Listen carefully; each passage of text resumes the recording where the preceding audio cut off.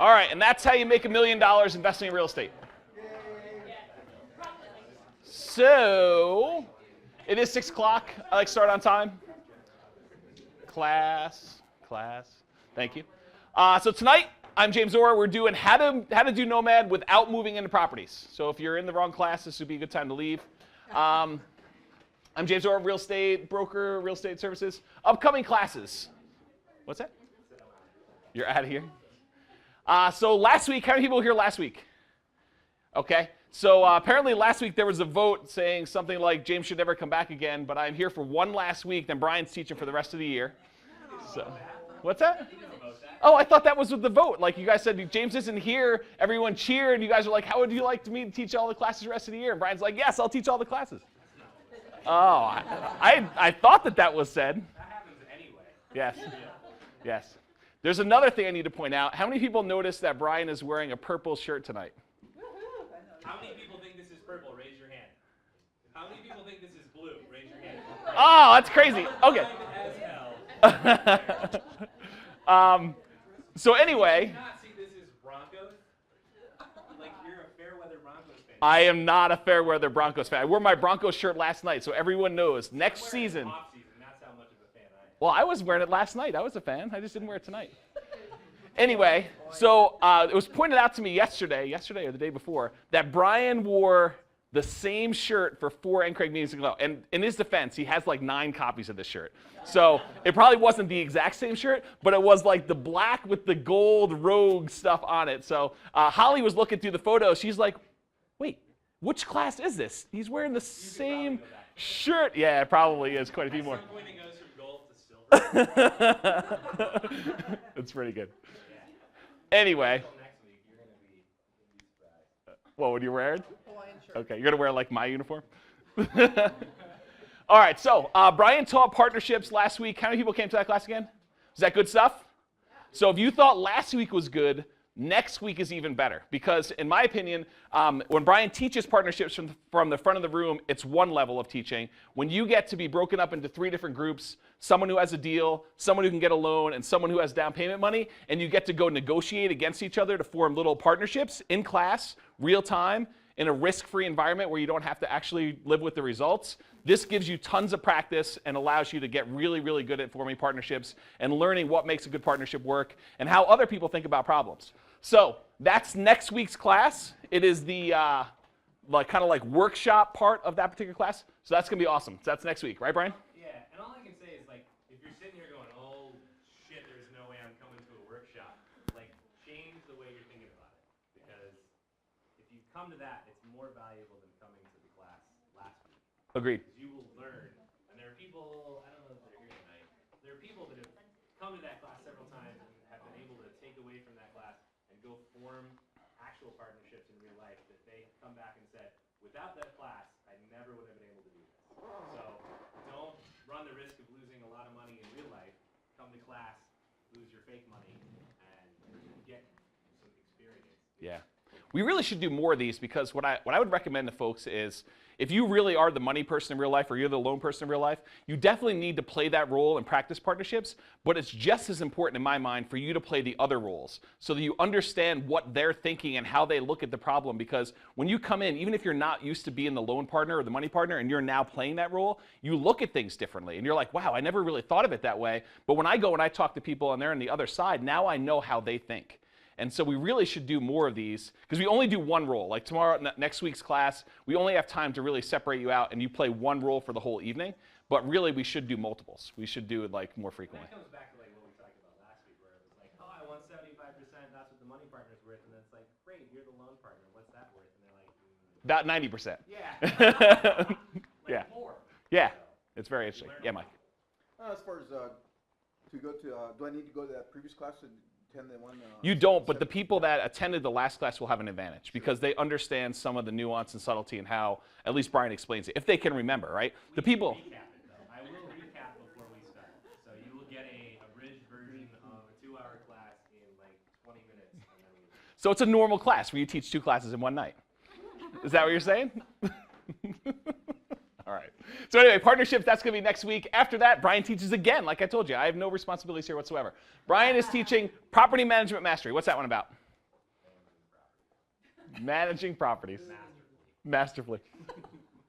That one is about just everything that deals with property management. So I think James and I both recommend that you should manage your own properties at least for a couple of years, because then you understand how your property manager will turn it over to doing it. So this is about dealing with all the situations that you're going to run into when you're managing your own property. Yeah, it's good stuff. That's what it's about. And it's not the lease class, nor is it tenant screening, nor is it marketing to find tenants. Those are 3 different classes. This one is Managing a property manager. yeah. So we've got like 5 classes on the scoping property management theme. This one is just property management stuff, like inspecting properties and dealing with tenant problems and things like that. So it's good stuff. So finally, I come back and I get to teach a class. This class is going to be Cash Flow Explosion. And in Cash Flow Explosion, we talk about how to decrease all your expenses on your property and how to increase the rent you're getting in order to maximize cash flow. And we go through very methodically. I might, provided I have time, which I doubt it now that I look at it, it's only 3 weeks away. I was going to update this with some of the new calculator stuff, but I probably won't get to it. So it'll be very similar to the last time we taught it, maybe a couple slides new. Also, on March 28th, a month from now, we're doing Warning the Dangers and Risks of Real Estate Investing. It is like one of the more sexier topics that people want to come and hear. I will tell you, it is probably one of the more drier topics, in my opinion. So I will warn you up front that sexy title, very methodical, detailed, go through a risk, look at the pros and cons, and how to mitigate that risk. So it's hard to get really exciting when I got a lot of content to go through. So that's this class. Basically, we're going to go through each risk and danger, and then try to minimize that risk and mitigate dangers and try to figure out how to eliminate them. We're going to go through worst case scenario and stuff like that. So that's a good class, but sexier topic, sexier title than actually content, in my opinion. And then speaking of really boring topics, bookkeeping and accounting for your real estate investments. What? This always surprised me. We do this class, it's like packed. It's like gets everyone out. Yeah, and I don't get it. I'm like, we're talking about bookkeeping, right? Like counting things and like adding numbers up. That's really what this class is about, right? It's Brian's going to teach QuickBooks. So what is that class about? Not QuickBooks. Not QuickBooks. For all of you who don't like QuickBooks like me, and Royce is like, no QuickBooks. So you can hire a bookkeeper and not come to that class. That would be one way to avoid coming to that. But you still probably need to understand what they're supposed to be doing. Yes. So this is how to track your investments in real estate using simple methods where you can supply your CPA very easily the information that they need without having to suffer through learning double entry accounting, which isn't that difficult, but QuickBooks is very difficult. Yeah. And anyone who comes to this class will get a copy of Brian's bookkeeping and accounting spreadsheet, which is what you use to keep track of all your properties. You get a copy of that, and there's also a web-based version, but Really? Did we do that? I think we do. Did we do that last year? I think after the fact we did. Oh, perfect. Yeah. So, Sounds good. yeah. Did you make any modifications to it? Yeah, because it works. There's nothing to change. There's nothing to modify. There you go. Have you been using it, the bookkeeping? There you go. You got a testimonial. Wow, you're going to have to give her $1 later. All right. I'll give her $1. So if you want to see the more upcoming classes, I think they're all scheduled out for the year. You can go look at ncraig.com, and we're doing those. So any questions about the upcoming class schedule? Well, I'll have an announcement here in a second. So we're going to do introductions. Who are you? And then how can you do Nomad without moving in and without going to prison? So you can't tell me, just say you're going to move into the property and not do that. That's not okay, right? Everyone nod. Yep. Also, don't take photos, slides. The recordings of the classes are now all up on podcasts. There's all but 3 classes or so, 4 classes that are available on the podcast and on the website. They're all unlocked. So jamesdoor.com, if you go there for the classes for tonight, it's all up there. And then the podcast is, it's on the next slide, but it's like podcast.ncraig.com. So you can go do this. So let's do introductions. Denise, you get to go first tonight.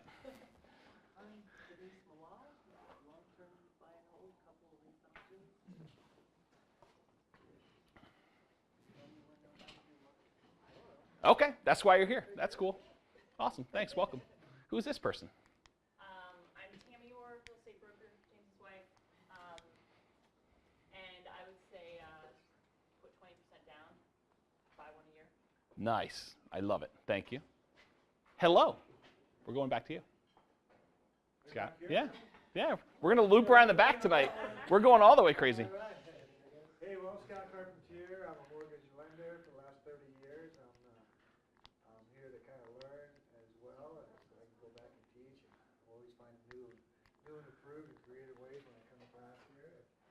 maybe down the road I can help work with some of you if you have any questions or do some partnerships that we'll talk about next week. Awesome. Thank you. Welcome. And I would go with Tammy, 20% down. 20% down. Awesome. Sounded good. Josh? I am Josh, and don't get caught. No, that is not the way to do that. So for the microphone, Josh said, "Don't get caught." That is not what we recommend at all. It said, how can you? Yes. Not how should you? Yes. That's not cool. Hello. Who are you? I'm Brian Williams, long-term buy and hold investor in Northern Colorado.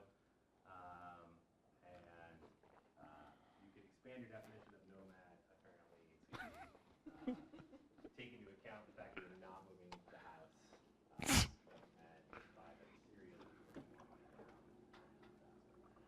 All right, this is the last time I ever tell you about what the class is before the class.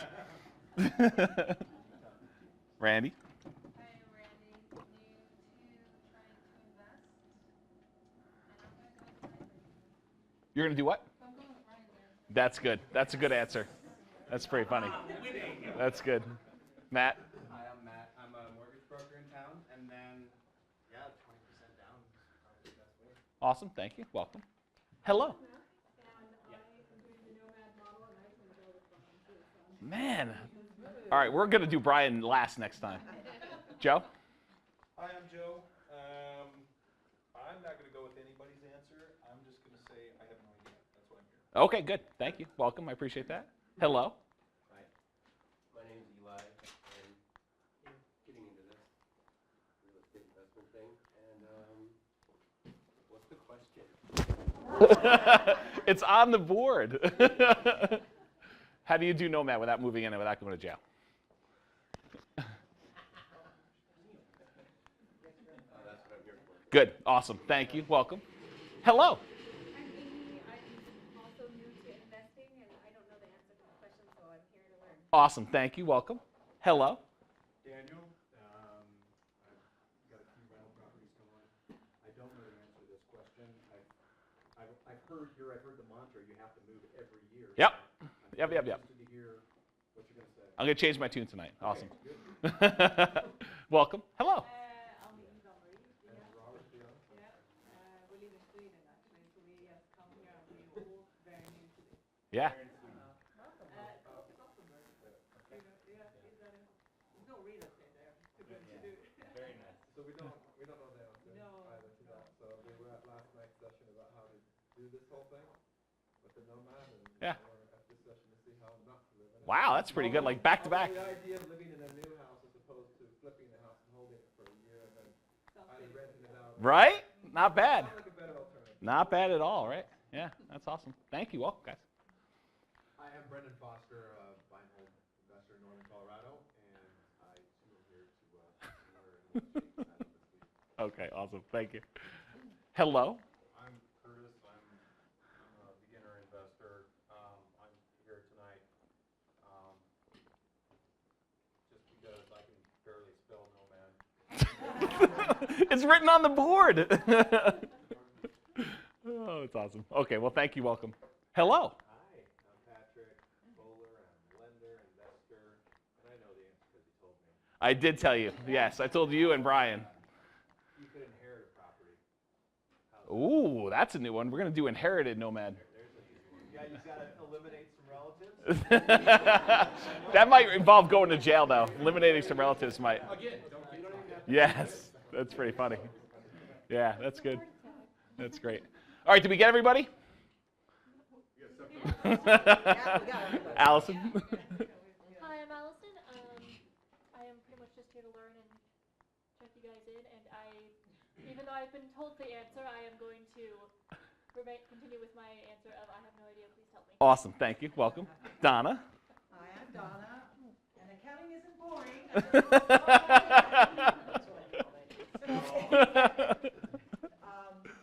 Let's see, I would prefer to pay all cash.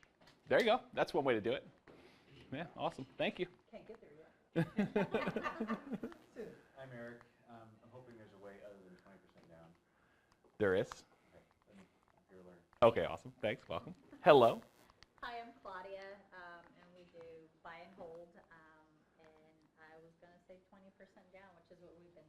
Awesome. Thank you. Welcome. Andrew, and I hope it's not 20% down. Okay, awesome. Thank you. I was 15. So. Yes, there you go. It's going to be a little of that tonight, too. I'm Mary, and I don't know the answer. Okay, awesome. Thank you. Welcome. I'm Mike, newbie investor with a couple of properties, buy and hold, and want to know the answer to the second question. Awesome. Thank you. Welcome. Hello. Hey guys, I'm Corey. I'm pretty new to investing. I'm actually working on my first deal right now, and I was going to Nomad, a 4-unit apartment building, but if I don't have to live in it, that would be amazing. Yep, And the cash flow would be a lot better. that's true. Thanks. Welcome. I'm here to learn. Hello. Hi, I'm Royce Quintana. I am a long-term buy and hold investor here in Northern Colorado. I think James is going to teach us how to take phone calls for off-market deals. That is true. I will be teaching that tonight. I think so. Yeah, that's what I heard. I'm gonna be the buyer. You're gonna be the seller. It's getting harder to make all the old inside jokes with so many new people. It is hard to make old jokes. People that are new are like, what does that mean? When they go listen to the other class, they'll be like, "Oh, now this is starting to make sense why they're telling those jokes." We should have references like, please see class 46. Like right in the slide deck. No, when we make jokes. That's a class 46 joke. Oh, that's pretty funny. That's good. Hello. Hi, I'm Adelina, and I am curious how you're going to redefine nomad, which means someone who moves. Exactly. Yeah. This is true. Yeah, it took a lot. Yeah. So thank you. Is it going to be in the dictionary? No, it's not going to change that, but yeah. I mean, we made up nomad to begin with. We could change the definition. That's sort of what happened. But it's not the definition of you buy a house, live in there for a year, and then put a renter in there. That's not the definition in the dictionary. So there's that. We'll figure it out. Thank you. Welcome. Hello. Hi, I'm Christy. I'm property manager and investor, getting back into it. And I don't know, I'm here to learn. Awesome. Thank you. Hello. Hello, I'm Kathy Heckman, mortgage broker, real estate agent, investor, and I'm here to learn your creative way, Mr. James, on how that can potentially happen. Okay. Awesome. Thank you. Welcome. Hello. Hi, I'm Ruth Burdine, and I have a couple rental properties. The only thing I could think is there's some seller financing way of finagling this. Mhm. All I could think of, but I haven't thought all the way through. Yep. Awesome. You'll see some tonight. Thank you.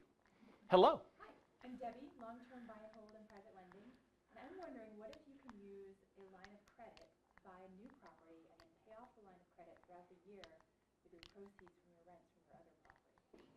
Probably could do that. That's my idea. Yeah. You taught a class on that? The home equity line of credit one? Yeah. Was it 2 hours or was that like a 15-minute segment in the third? No, I'm talking about like. It was like 2 hours after the regular. No. We did like the 30-minute like best class of the year one. Was it part of that? I was actually a different one, I think. Okay, like it was its own. Yeah, we talked about that strategy. It's interesting. Brian had a bunch of stuff about that. He came back from somewhere. Oh, a friend of ours was doing it. Yeah. So it's interesting. It's not what I were teaching tonight, but that's pretty interesting. Thank you. Awesome. Did we get everyone now? All right, cool. So speaking of the podcast, we basically took last month or so and put up over 100 of the previous class recordings on podcasts, and you guys can hold down the applause. I know you guys have been waiting for it for a long time because people were getting really frustrated by going to like YouTube or Vimeo or whatever it is and trying to play it in their car when the screensaver goes on, it stops on you and all sorts of other frustrating stuff. So now you can actually go and get the podcast. It is all audio from the podcast, and there's like 100 episodes up there. So we paid for it for you. You're welcome. You guys should go and listen to it to get good use. And there's a ton of great stuff on there. Basically, 3 years worth of classes, essentially, is what it comes down to. Or 2 years of classes is kind of what it is there. So good stuff. Any questions on that? Today is the last day. So those of you that have been participating in the referral program, if you basically referred somebody and you wrote down their name as to how they heard about NCRAG and you told me that, and they have to come to class, then you'll get a copy of this book.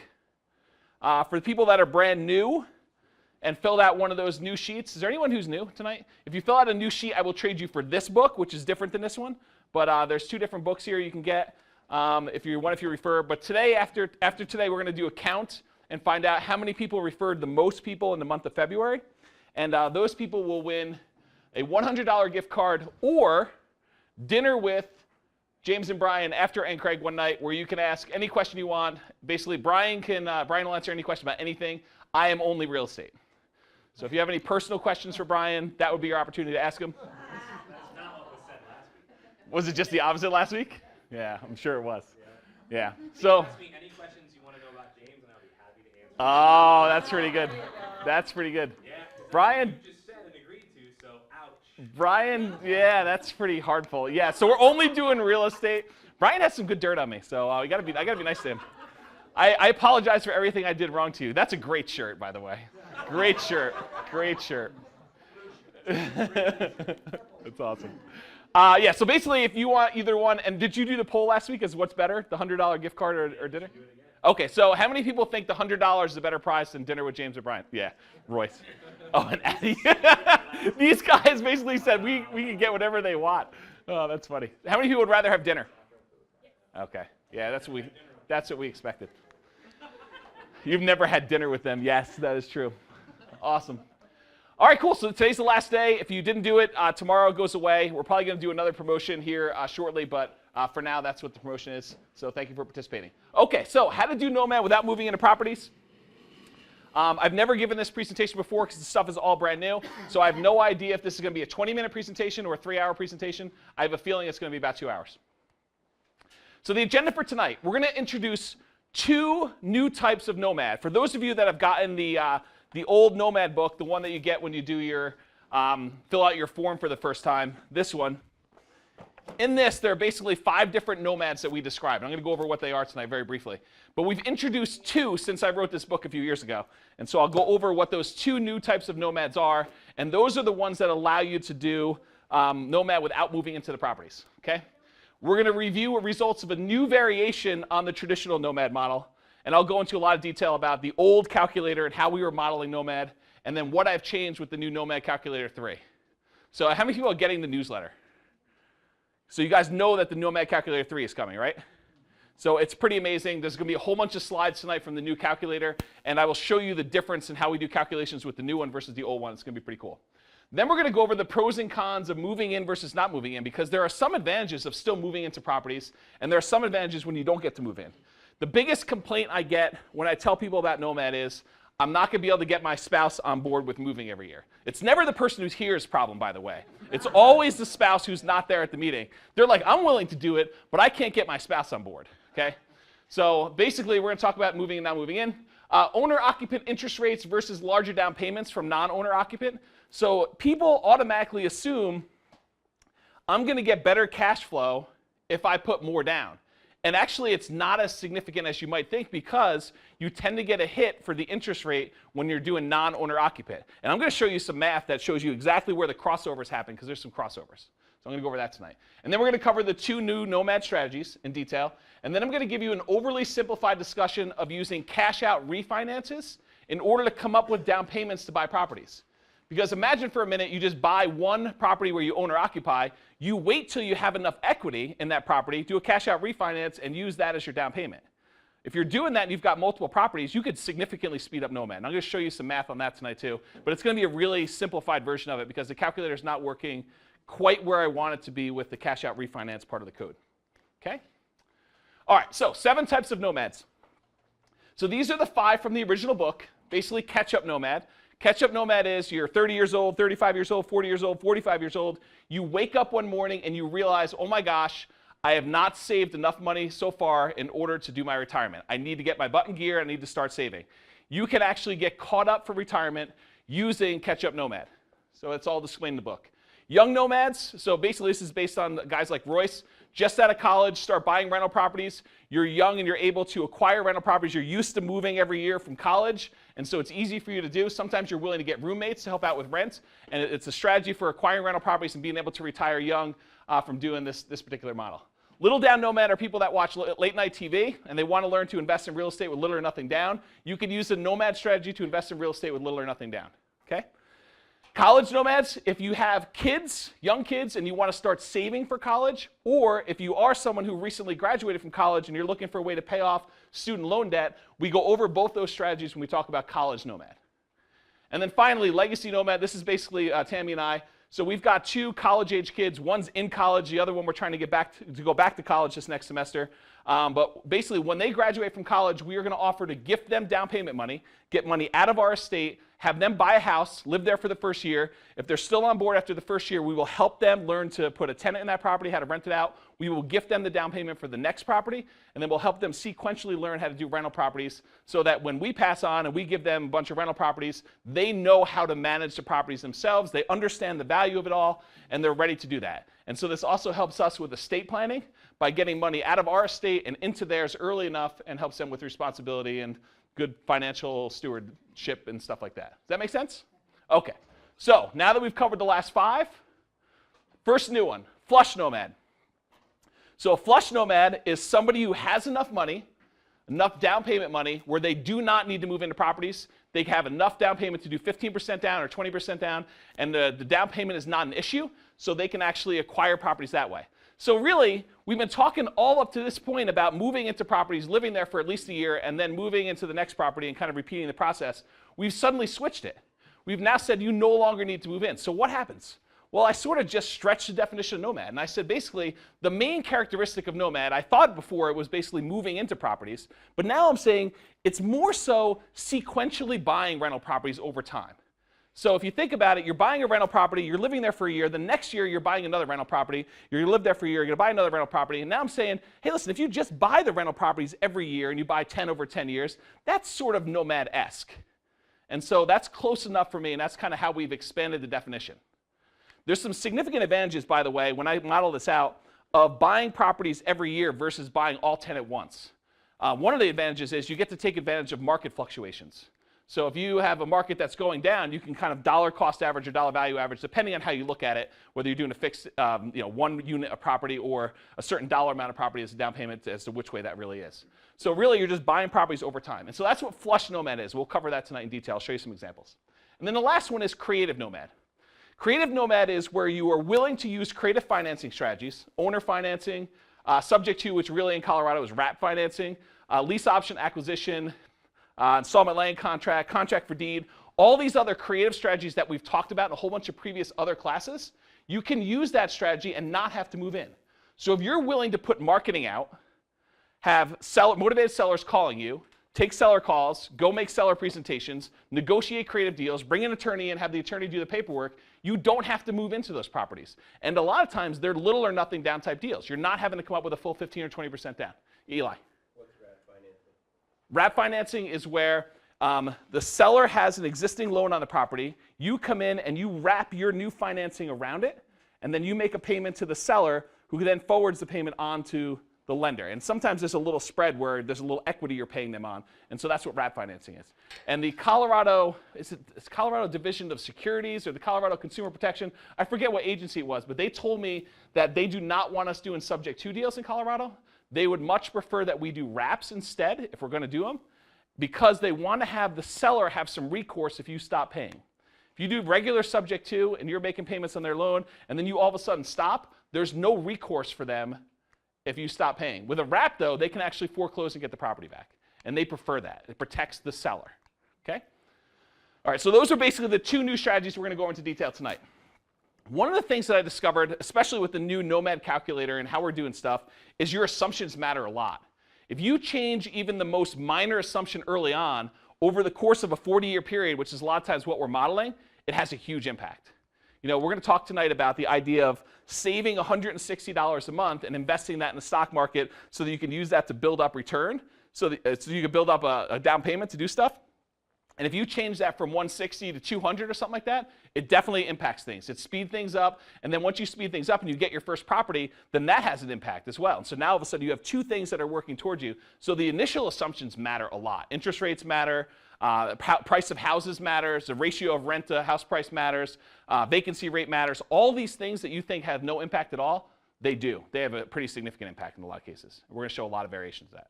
Did I see a hand? Okay. All right, so for tonight, in order to try to make everything as apples to apples comparative on the same page as possible, I've assumed all the properties we're buying are exactly identical. And so the property we're basing it off of, there's a new neighborhood in Severance, and it's by kind of an entry-level builder. And so these are all properties based on that particular house. Basically, we bought one in this month.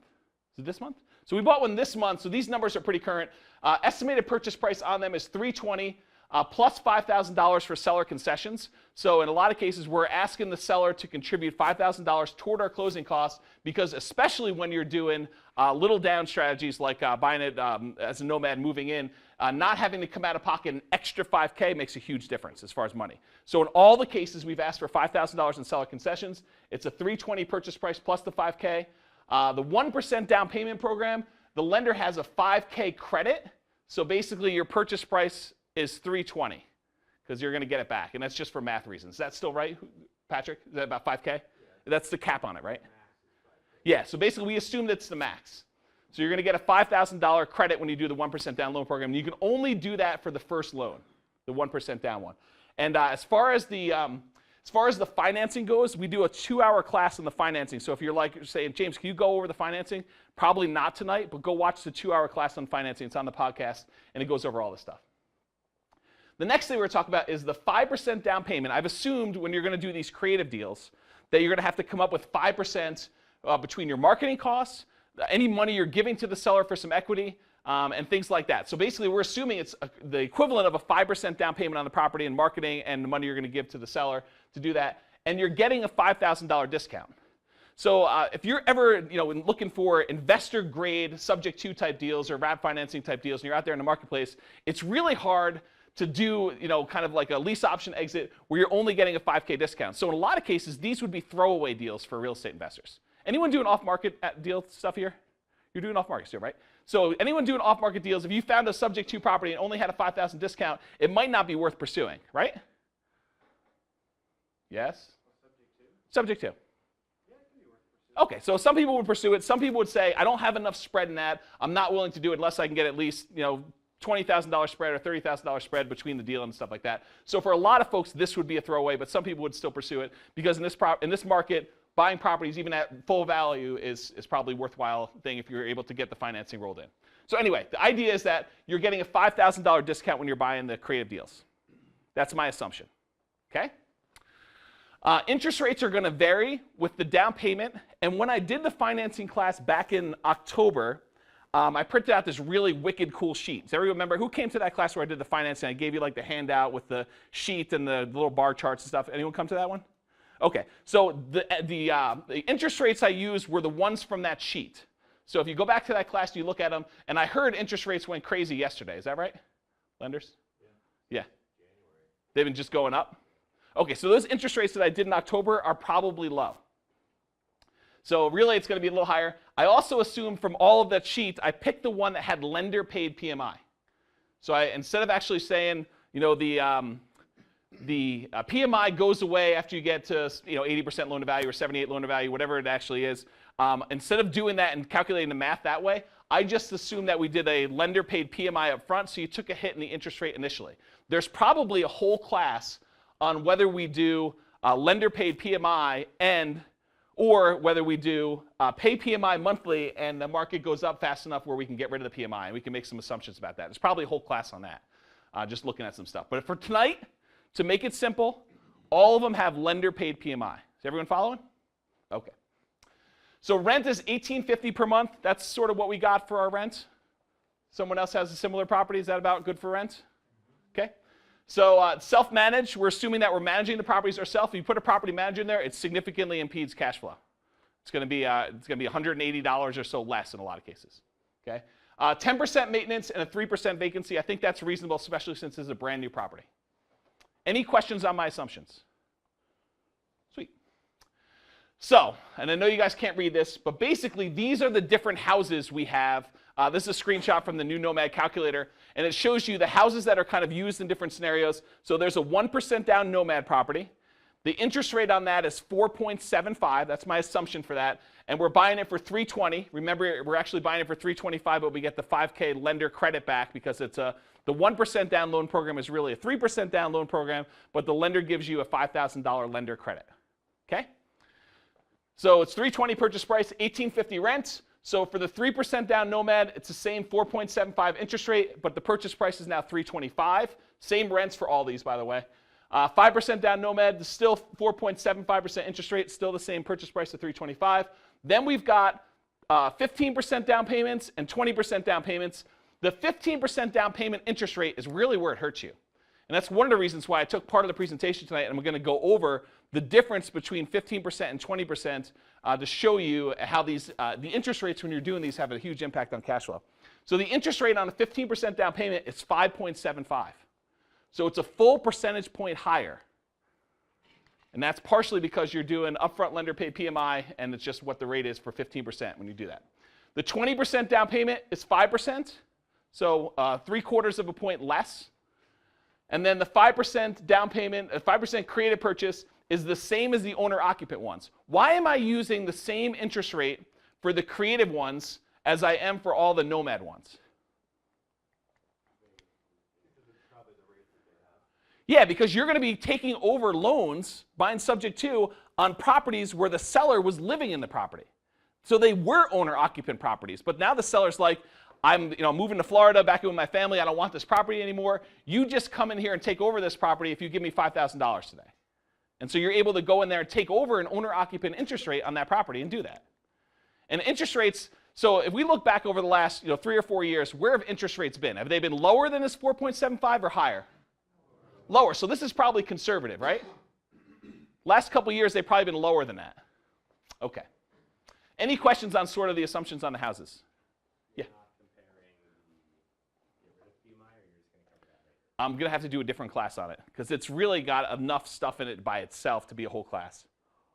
Because I imagine that the lender PMI kills it in the interest rate. Mm-hmm. So if you can get rid of it 2 years later, it becomes a much more interesting time. It does, but it is interesting, but yes, there's some factors in it. Because the other thing about it is, are we going to use 3% appreciation, or are we going to use the 7? So there's like all these different variations, and I started going down rabbit holes when I was starting to prepare it. I was like, this is like long enough as it is. We should do a whole class on lender pay PMI versus non-lender pay PMI, like just letting it go away. Yeah, but you're right. You still have PMI with the 15% down. Correct? That's correct.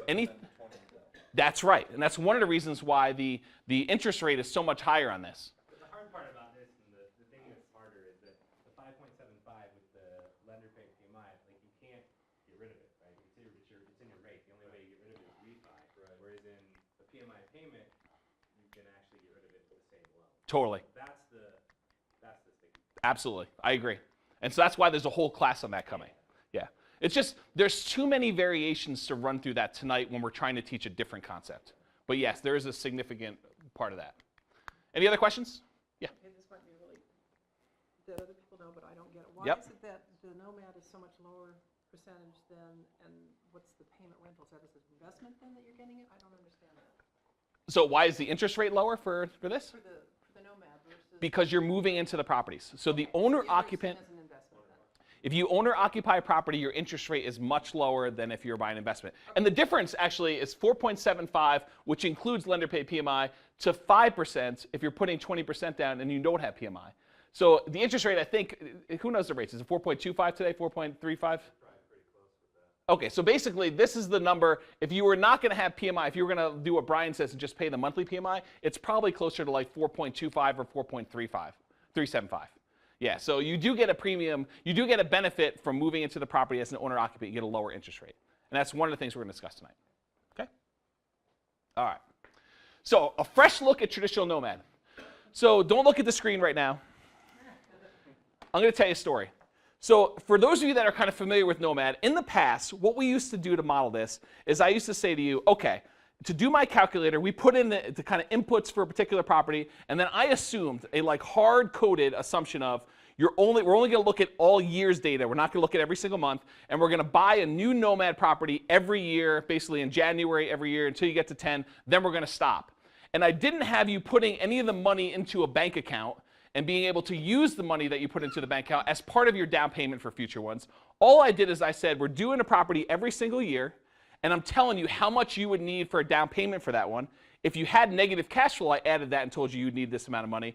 But we're not able to reuse any of the money that we had for the properties for future purchases.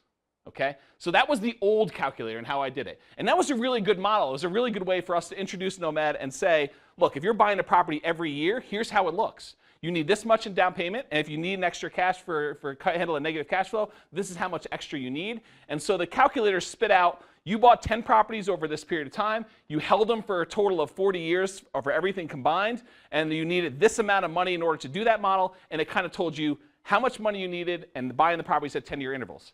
With the new calculator, I've significantly changed how I model it. And so here's the new way to model it. Now I say to you, you're going to start with some dollar amount in your savings account. In this case, I'm saying you're starting with $5,000. I'm also saying that you are making $5,000 a month gross from your job. And you're paying taxes on that at 17.9% or whatever the taxes would be for someone who makes $60K a year. And then at the end of that, you have expenses beyond your housing expense. So like your car payments, your food expenses, your insurance, all that other stuff. And so I have a fixed dollar amount for your expenses, a fixed dollar amount for your income. And then when you buy houses and you're living in them, I use whatever the payment would be on that house in order for you to have that as part of your expense. So now I can do really crazy things, because now what you can do is when you own a house, when you own a property that you live in, part of the expenses go up over time, but part of them do not. So if you have a mortgage payment, your mortgage payment is fixed for that 30-year period as long as you have a 30-year amortizing loan. Taxes and insurance go up, so only part of your housing expense increases over time. So if you started off saying, I have about $160 a month left over for savings based on a $5,000 a month income and my expenses and the house when I first buy it, realize that that $160 a month actually goes up over time. You end up being able to save more, even if your income is appreciating and your expenses are appreciating, because part of your expenses are fixed. Does that make sense to everybody? Okay, so this allows us to do some really crazy modeling. Before, I couldn't say to the calculator, I couldn't say to it, listen, buy a Nomad property, then wait until we've saved up 5%. Now I can. So now I could say, don't buy it every year, wait 18 months or 24 months or 36 months or whatever we're doing, which also opens up to the ability to say, buy a 20% down property, wait till I have 20% down, and then buy the next one. So we can do much more sophisticated modeling, and that's part of what we're doing tonight. So in this case, I'm assuming you're getting gross pay for your household, $5,000 per month, 17.9% income tax rate. The expenses are such that the amount you're saving per month is $160 into your bank account. And then we're going to use the money in the bank account in order to buy future properties. I'm also assuming that your paycheck and the expenses are growing at 3% inflation. Your mortgage payment is not, though, it's fixed. So your savings amount increases slightly faster than 3% because of those numbers. I take whatever, I guess I didn't put this on here. I take whatever you have in your savings account, and I assume you're able to invest it in the stock market and get an 8% return.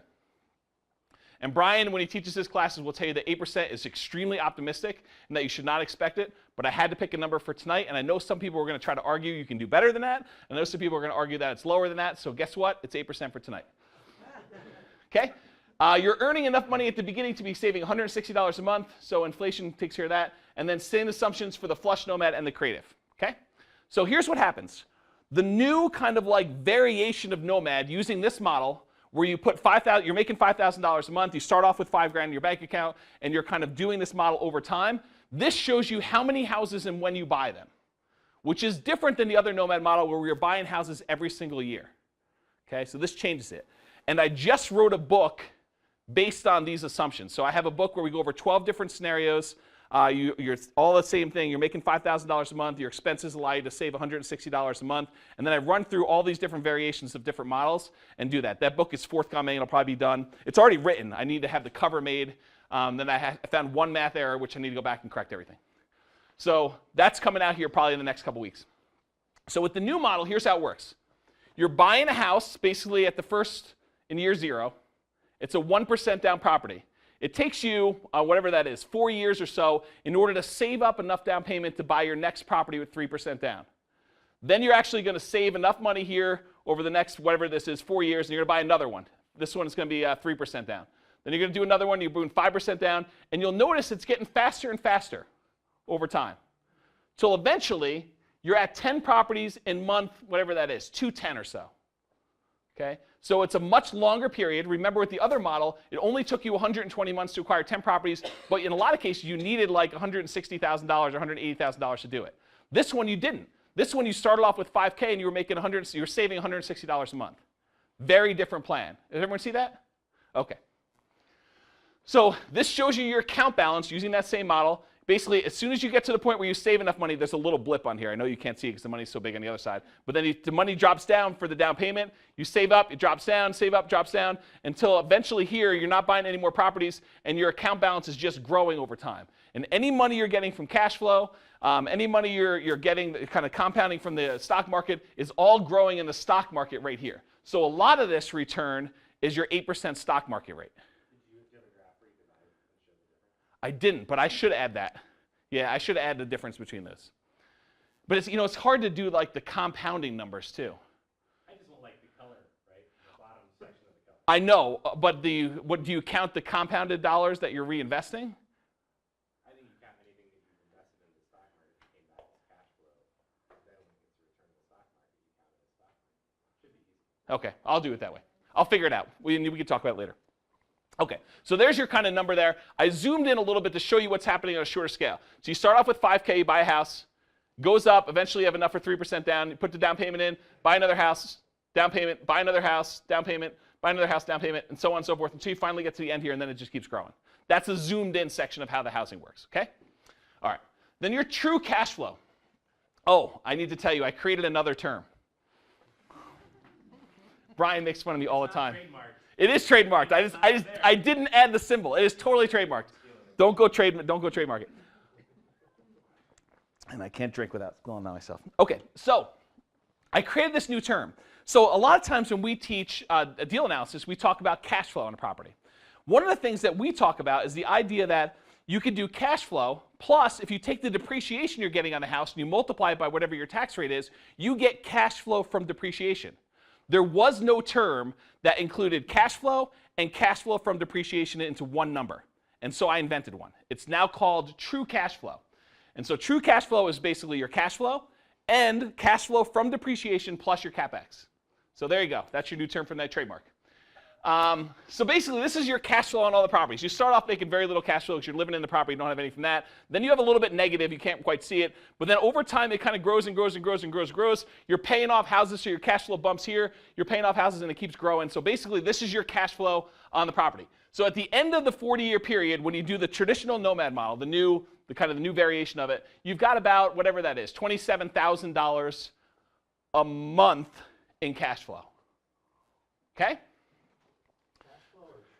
True cash flow. True cash flow. Very good point. Yes. I need to correct myself. It's true cash flow.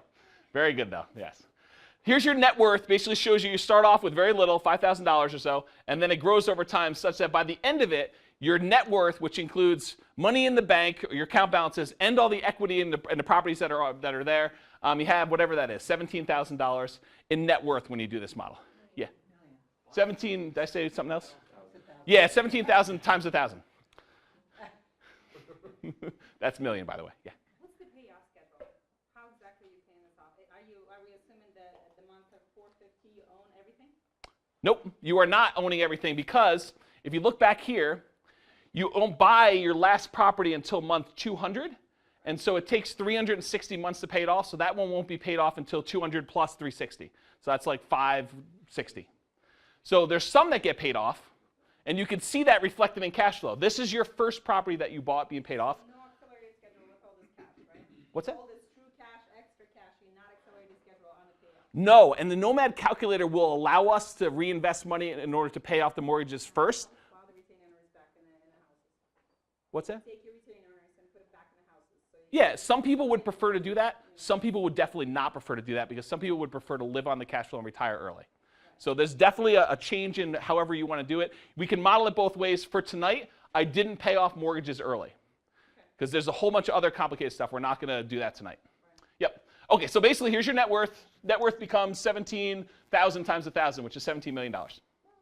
Okay, so here let's talk about the pros and cons moving in. Now that we've covered the new variation of traditional Nomad, the pros and cons of not moving in. So the pros of the more classic Nomad strategies become the cons of the new strategy where you're not moving in. I'll give you an example. You're no longer getting owner-occupant interest rates on your loans. Before moving into the properties, you got owner-occupant interest rates. You were getting lower interest rates, which were going to give you slightly better cash flow than the same property where you had a half point or 3/4 of a point higher.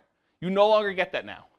The exception to this is the Creative Nomad. Because with Creative Nomad, you're taking over owner-occupant loans. And so you're still getting the benefit of those owner-occupant interest rates. Higher down payments required for non-owner occupant loans. So basically now we were doing 1% down, 3% down, 5% down before. Now we're not doing that. Now we're doing 15% down or 20% down. And basically that's the way that it works for those, except for Creative Nomad. Because Creative Nomad, you can actually still buy properties with less than 15% in a lot of cases. It used to be minimal effort. It's not hard to go buy a property to live in. It's really hard to go out there, put marketing out, take seller calls over a period of time, make seller presentations, negotiate with a seller to get them to let you make payments on their existing loan. That is non-trivial, especially in our market right now. You know, before it used to cost you $1,500 or so in order to get a deal. It wouldn't surprise me if it's like $5,000 right now. Anyone have more recent numbers on that? About $5K. It's hot. Yeah. So like 7? Yeah. So it's more. But we modeled it so you have $15K to get it done. You can give the seller 7 and you spend $7K in marketing. And those numbers still work. Okay? But it's a lot of effort too, right? That's just dollars. There's labor involved in getting those, putting the marketing out there, testing the marketing, taking those phone calls, going, meeting with the sellers, making seller presentations, going to the attorney, structuring those things. So it's a lot of effort to do it. And with the previous model, you tend to stay lean because you're moving every year. You tend not to acquire a whole bunch of clutter. So there's a minimalist benefit to doing that. Allows you to declutter. There's no moving costs when you're not moving anymore. There's no wear and tear in your house of moving in and out. There's no personal body and kind of automobile wear and tear. I remember a friend of mine once asked me, hey, could you help me go move this piano into my house? And I went and I moved this piano, and I thought I was impressing him. It was relatively early on in the relationship. I was impressing him. I'm like, yeah, I can lift this 400-pound piano, kind of lift this thing up there. And then for like 6 months after, I had to go to massage therapy like every week. It ended up costing me like $6,000 to move this piano. It was like the favor that never ended. So the next time someone asks me to move the piano, and by the way, don't take advantage of me for doing this, but I'll tell you what's going to happen. Someone comes to ask me to do a piano, I'll be like, I would love to help. I'm going to send my proxy. I'm going to put an ad on Craigslist and say, someone needed to move piano, I will pay you $50, because $50 is a lot cheaper than 6 months of massage therapy, let me tell you. So if ever there was somebody that needs help moving a piano, if they happen to be in this room. For the record, it only weighed like 100 pounds. And Royce can confirm that it was your squat form that hurt your back. That's probably true. It was a heavy piano. So It was she's actually a like personal trainer, not a massage. I might know one. You know, what's funny about it is the person who wanted us to move the piano was directing things. He wasn't actually lifting. He was like, yeah, move it over there. That's pretty funny. Now you're just lying. Yeah, that is true. There was a little bit of help going on there. But he was getting doors and stuff too. He's like, okay, you guys got it? All right, I'm going to go get the door. You don't remember when you almost crushed me going down? I do remember that. I do remember that. Yes. All right. So there's no wear and tear in your body and stuff like that. So you do get improved cash flow with higher down payments, although some of that is mitigated by the higher interest rates you get for non-owner occupant. And I'm going to show you some details on that. So here's the question. Interest rate versus improved down payment. Does putting more down make up for higher interest rate for non-owner occupied loans? Let's take a look. What's impacted? If you remember the 4 areas of return we talk when we analyze deals, we've got appreciation, cash flow, tax benefits, which is depreciation, and then the debt paydown part of it. So when you are actually putting a larger amount down on a loan, what gets impacted? Cash flow. Does appreciation get impacted? No, you have the same appreciation regardless of whether you put 1% down or 20% down. And we're talking in terms of dollars, not percentage, because percentage-wise it makes a huge difference. But in sheer dollar amount, you're still getting, you know, $9,000 a year in appreciation if you have a $300,000 property going up 3% a year. So it's the same. What about cash flow? Yeah, you put more down, you expect to have higher cash flow. What about debt pay down? Yes, the less you put down, the more you pay down. It's counterintuitive because you have more loan to actually pay off over the same time period. So if you put down 1% down the loan, you actually end up getting more debt pay down than if you put 20% down on the loan. Okay? So debt pay down is impacted. What about tax benefits? You buy a property, do you get better tax benefits if you put 1% down versus 3% down? Or 5% or 20% down? We're not talking about those, but yes, that is true. You would have a higher mortgage interest deduction depending on which one had higher interest, but what I'm thinking about is depreciation. That's typically what we talk about tax benefits. So do you have a better depreciation benefit because of that? No, it's the same because it's the same property, okay? So these are the ones that are impacted, debt pay down and cash flow. So the question again was, does putting more down make up for higher interest rate on non-owner occupied loans? The same house, different down payment and interest rates only. So I tried to do a really good apples to apples comparison. We're comparing buying one house. So here's what it looks like. In month 2, because month 1 gets wacky. This is another interesting thing that came out from building the calculator and doing monthly returns. So Brian's spreadsheet is amazing. And now I'm going to kind of throw it under the bus. So spreadsheet's awesome, awesome, awesome. No one will care. So basically, the calculator is awesome, but there is a very small error in it. And the error is more of a kind of like setting up the problem error and not really an error with the math. So the setting up the problem error is when you buy a house, whether investment or owner occupant, when do you start making your mortgage payments? 2 months after. Yes, the second month. So technically, in the calculator, Brian has, he assumes a 12-month period for the calculator for the first year where you're paying mortgage. But really, in the first year that you own a property, you're only making 11 mortgage payments. And the year that you sell it, you actually make an extra mortgage payment because you're paying for the month previously. Okay? So it's a really, really small minor error. But when I actually show you monthly numbers for like cash flow and stuff, mine have blips because basically your cash flow for that first month is actually improved because you didn't have a mortgage payment that first month, but you did have cash flow on it if you rented it that month. So I have a rent-ready cost field, but yes, that's a good point. Put the mortgage payment 1 month in there every time. Yeah, you could do that. If you want to fix it, you can do that. It's not a fixable thing because it really is wrong and like In my spreadsheet, you can fix it by yeah. You could totally fix it in your spreadsheet. in there, and it'll take it out. Except at the sale. I can fix that. There's an actual end account for initial reserve, so you can fix it there. Okay. Anyway, it doesn't matter. Brian's spreadsheet's awesome, and it's really minor, kind of like detailed thing that no one else is ever going to bring up. But I wanted to kind of throw Brian under the spreadsheet under the bus. Okay, so this is month 2. There's a reason why I'm starting with month 2 when we do this analysis. So this shows you the total true cash flow. Thank you, Patrick, for pointing that out. So basically, here is the 15% down payment investor thing. It's negative $128 per month is what your cash flow is in that property. True cash flow, including depreciation. And basically CapEx, but CapEx is 0 in this case.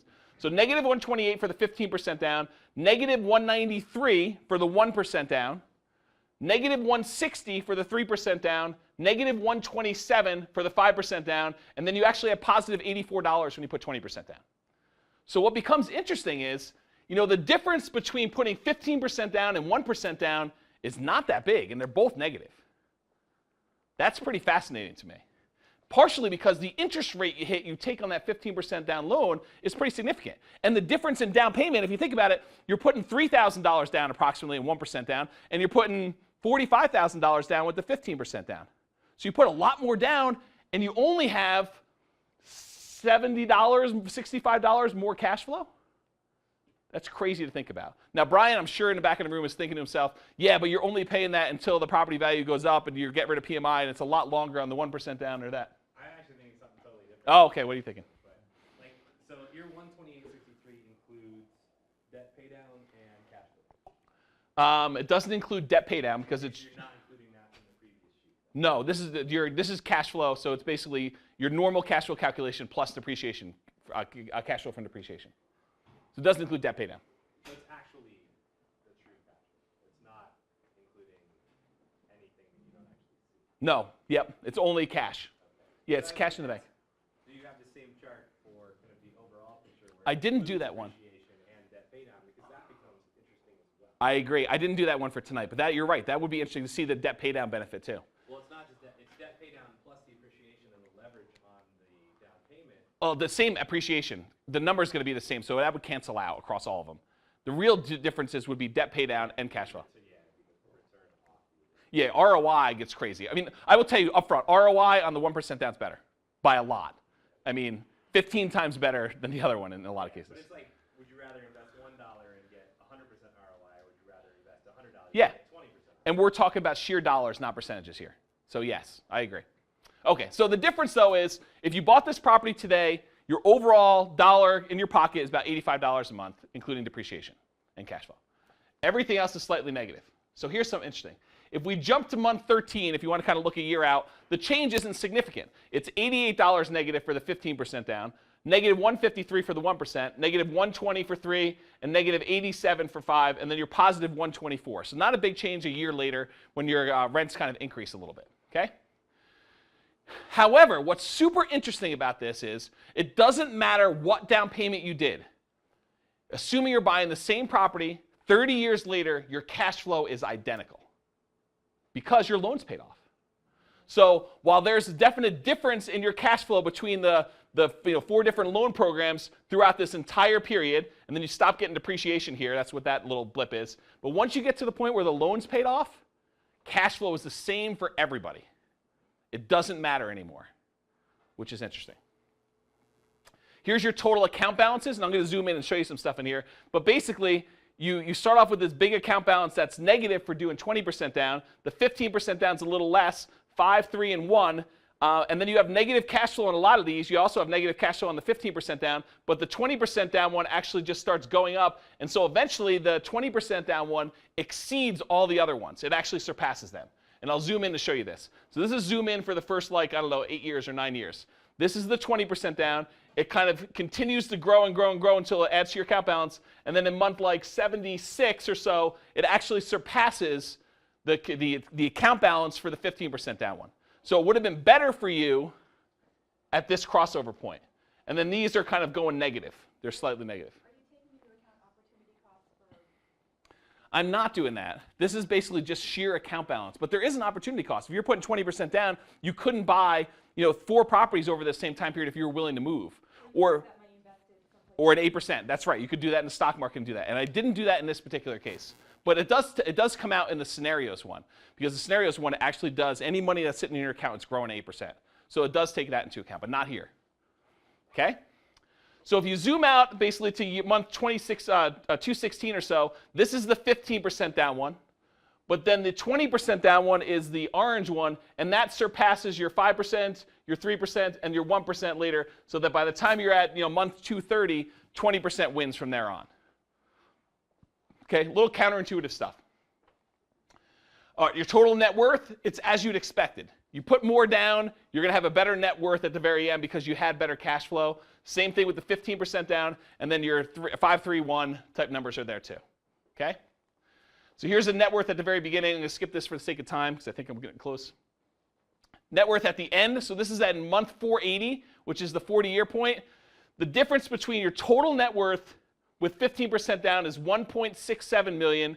The difference and your net worth with the 20% down is $1.73 million. So the total difference between those two scenarios is about $500,000 over the course of 40 years on one property. Okay? Now, the 1% down is 1.69. The 3% down is 1.699. And the 5% down is 1.704. Now, really, think about this. 40 years in the future, what's $500,000 worth? I happen to know. The rule of thumb is about 1/3. Okay? So $500,000 is really about $170,000 in today's dollars. Still significant, but not crazy. Question. Yeah. Where are you getting that 500,000? It's the difference in your net worth in year 40 by owning either a 20% down property, 15% down property, 1% down, 3%, or 5%. So this is 15, 1, 3, 5, 20%. And where the extra money tends to come from is cash flow. So this is present value, and you compare in future values. So the $500,000 is the difference. I'm sorry, say it again? Are we trying to figure out if there is a $500,000 somewhere on the board? Are you saying the difference between blue and the left and the right is 500,000? Yeah, about. I see 60. No, it's 5. Oh, is it 50,000? I see 60,000. No, you're right then. I'm sorry. So it's 1/3 of that. So it's $20,000. I was off by a factor 10. Small math there. Same point. Some point in the times 100. Some point in the future, it's better to have done the 20% down one than the other ones But there's a difference. But not very What? much. It's like 100 burritos you don't move. Yeah, where's the 100 burritos. Yeah, it's a factor of 10. It's like, So you owe me 1,000 burritos. last 42. All right. One house. This is one house. Basically, the difference between one house during that time period. That's why you shouldn't do math in front of a room. So, no, so you're saying that's the difference between one house. What you're saying is if you own 10, it's 500. There you go. I was right. Thank you. 10,000 burritos. Working our way up. Do you really want 10,000? No, I don't. I don't want 10,000. Although, yes, from DCO, it's not DCO. All right. So now let's talk about Flush Nomad. Flush Nomad, you have 15% or 20% down payments to buy properties as non-owner occupant. All the traditional classes on buy and hold apply here. So anything Brian has taught before about analyzing deals for 20% down properties or anything like that, it's all the same stuff. Nothing has really changed. We're just kind of thinking about it as sequentially buying stuff. So see the podcast, cjamesor.com, and see learntoberish.com. So here are the 4 scenarios we're going to quickly compare. Scenario number 1, we're going to buy 10 properties all at once with 15% down. All in year 1. Then we're going to do a scenario where we do 10 properties with 20% down all at once. Then we're going to do another scenario where we're going to buy 10 properties, 1 per year over 10 years with 15% down, and then 10 properties, 1 per year with 20% down. And we're going to show how those kind of compare. Same property we've been discussing. The interest rates for the 15% down payment are 5.75. The interest rates for the 20% down ones are 5%. And we are not modeling starting with the $5K and the $160 a month, so that's going to be later. Instead, we're going to tell you how much you would need in cash to deal with the down payments and any negative cash flow.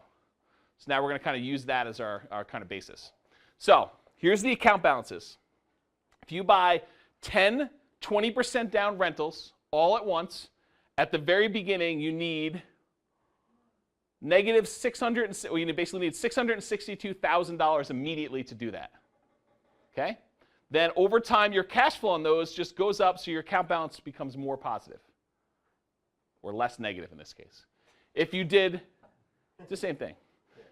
In this case, this is you buying 10, 15% down properties all right away, and you have a little bit of negative cash flow such that it declines for a little while, and then it starts increasing over time. Okay? Then this one is you're buying 1 property a year. The 20% down one, I think, is the red one. And then every year you're buying a new one. And then eventually, when you own 10, the cash flow starts increasing. The blue line is basically your 15% down ones. You're buying a property every year, and then it starts increasing. Okay? So some interesting things. With the 15% down ones, you need $545,000 immediately to buy them. And then by the time you deal with all the negative cash flow, the peak negative is negative 588. And that happens wherever this is. It's like month 40 something or something like that. So those two numbers on 15% aren't 15% all at once versus 15% over 10 years. It's just the lowest point at 15%. Yes. Okay. Yep. Yep. No, I'm sorry. I take that back. This is, oh, I see what you mean. Yeah, so this is the over 10 years one. Like, go to the over 10 years, so yeah, so that looks like 550. These may be wrong. The lines are correct. No, the pink line. Yeah, so this is your 20% down one. This is your 15% down one. It bottoms out right here about month 40 at like 500K or so. Oh, no, it's 545. Oh, yes, this is 545 right here.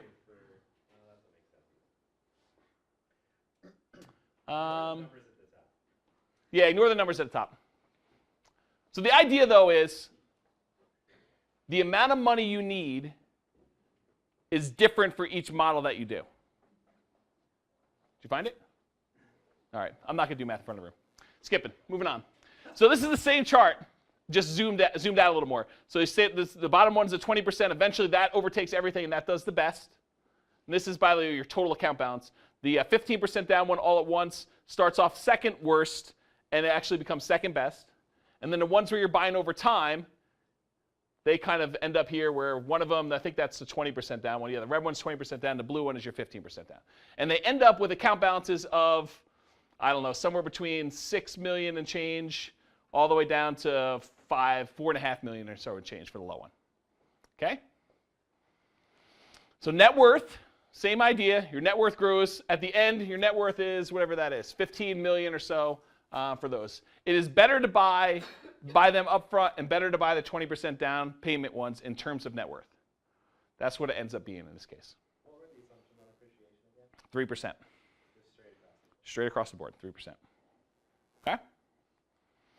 So total account balances, I added into this one what your account balance would be if you did Nomad to show you where it shows up on the chart. It's up here. And this is the Nomad version where you're making $5,000 a month and you're saving $160 and you wait to actually have the money to do it. All these other ones require you to invest significant amounts of money. This one just assumes you started with 5K and that you're buying them over time. Okay? Now, it's not a really good apples-to-apples comparison because one of them, I'm not assuming you're making $5,000 a month. That's all these. But this one I am. Does that make sense? Okay.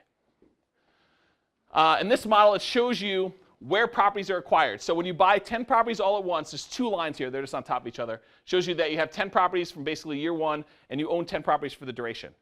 When we look at this one, this is you buying 1 property a year with 15% and 20% down, so you're acquiring those. This line right here shows you where you're acquiring the properties if you do traditional Nomad.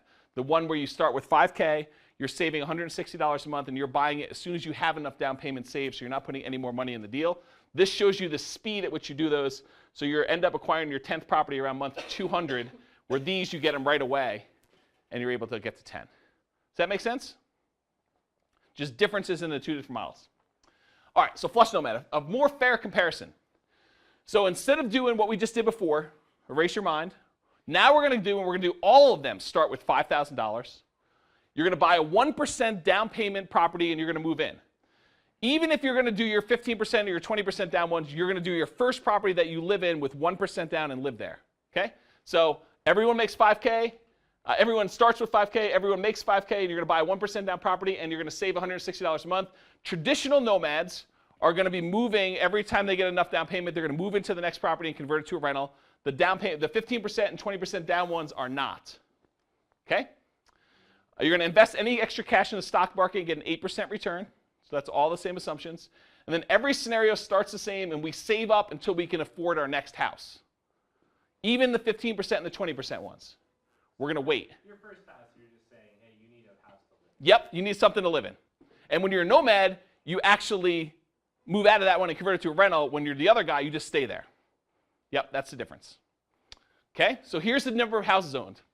So the green line here is the regular Nomad model. You basically buy a house to live in, then in like month 448 or something like that, you buy another house, buy another house, buy another house. Eventually you get to 10 houses pretty quickly in month like 220 or something like that. The other ones, though, it takes you a lot longer to save the money for your down payment. That makes sense, right? You're saving $160 a month. You're putting it in the stock market. At some point, you have enough to put 15% down or 20% down. You do it. And so right here is when you have enough for your 15%, and right here is when you have enough for your 20% down. Then you hold out for a while, then you have another for 15, one for 20, 15, 20, 15, 20. Eventually, they get closer together because your cash flow and stuff is allowing you to compound it. And your Nomad green line is 5% down. That's what you assume, right? It was 1, 3, 3, 5, 5, 5, 5, 5, 5, 5, 5, 5. Yep. Okay? That's the difference. Are you taking into account 15% capital gains taxes on? You're not selling any properties. No, on your appreciation from the stock market. What's in the stock market? No, I didn't actually do any type of taxes on that. I did income tax, though. But I didn't do, we should probably add that. That's a really good point. We didn't add the tax rate on the stock market return. So really it's 8 divided by 0.85. I'm sorry, it's $160 a month divided by 0.85. So whatever that return is that you're getting. So it's more than 8% is another way of saying it. Right, because you want to actually do it's 160 after tax. 160 per month after tax, or 8% return after tax. So you can actually calculate whatever that return would have to have been. See what I mean? So that's really what it is. But I should correct it. I should make it so that you can put in there that you're calculating tax on it. That's a good point. The calculator's new. We're making all sorts of changes. So the green line, just for clarity. Yep. From your 0 point to like month 45, the first up Yep. right there, that's like 45 months. You're saying that's a 3% savings. You're saving for 3% Yes. right there. And the red Yes. So, and that's basically the reason that that's not actually scaled to be 20% from 3% is that it's invested in 8% returns and it's gaining money. Yes. Okay. Yep. So basically, this should be 7 times as long almost. Yes, but it's not. But it's not because you're getting some compounding stuff. Yeah, because I was like, otherwise it doesn't look right. That's right, because it's really weird when these things start kind of interplaying with each other. There's some funky stuff that happens. Yeah. The thing I take away from that chart is don't do 15% still. Right? I mean, this is where the appreciation has to get added in. And, I mean, this is where you can look at that and go, well, what if I buy a 15% down? The appreciation is actually 5, and then I lease option it. There's all sorts of weird variables that come into play. You know, if you have a 7% appreciation, 3 years later you no longer or even 1 year later you no longer have it, Right. which is crazy. Right, and then it starts to make a huge difference. Well, the cash flow will make a difference, but everything else is the same, and you end up buying it a little bit sooner.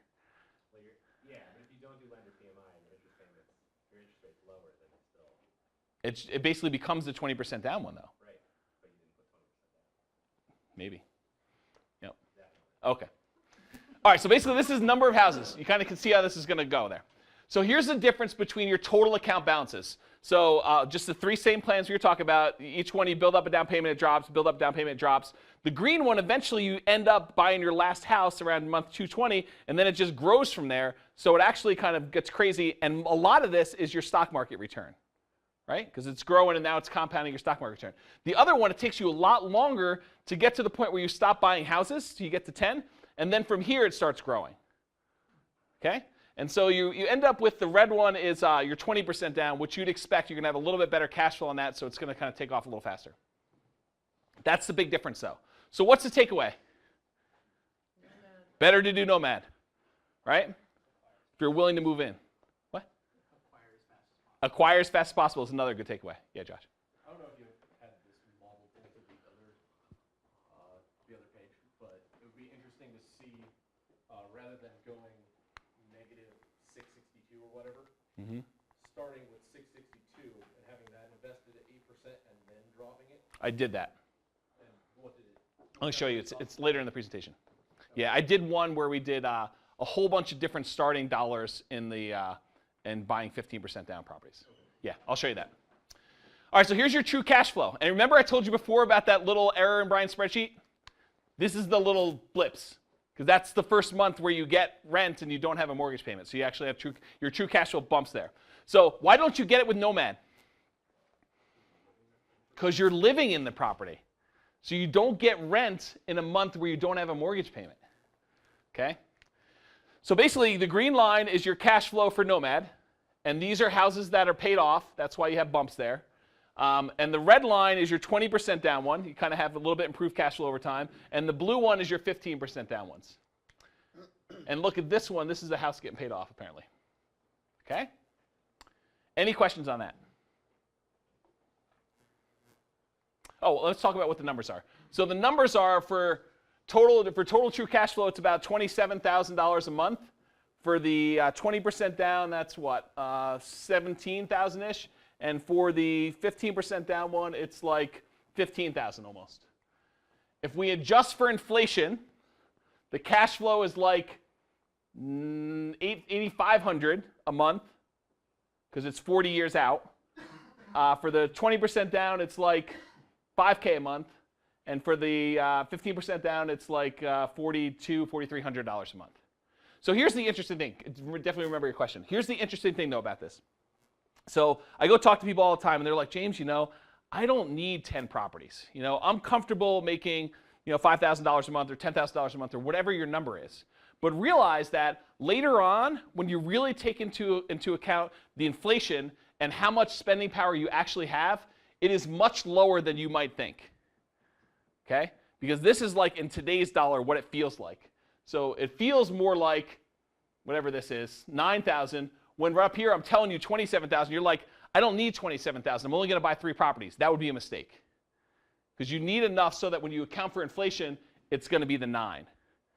And there is a friend of ours, Royce knows her really well, who works at a nursing home, and the nursing homes are really expensive. They're like, what, $8,000 a month per person? So if you're going to need to go into a nursing home, you need more than this. right? Okay, what was your question, Patrick? If you go back a couple of slides, your comment on the fact that you don't pay a mortgage payment. Yes. Let's say, you're still paying interest. I mean, you pay the interest at the time of closing. It's just how are you accounting for that? As a closing? because you're paying interest for the month that's a partial month, you're not paying for the month where you're living in there. That gets paid at the end. Right? It's really weird to think about. If you close tomorrow, Yep. you're going to prepay 29, 30 days of interest for the month of March at closing. But then you're not going to make a payment until May 1st. Correct, yeah.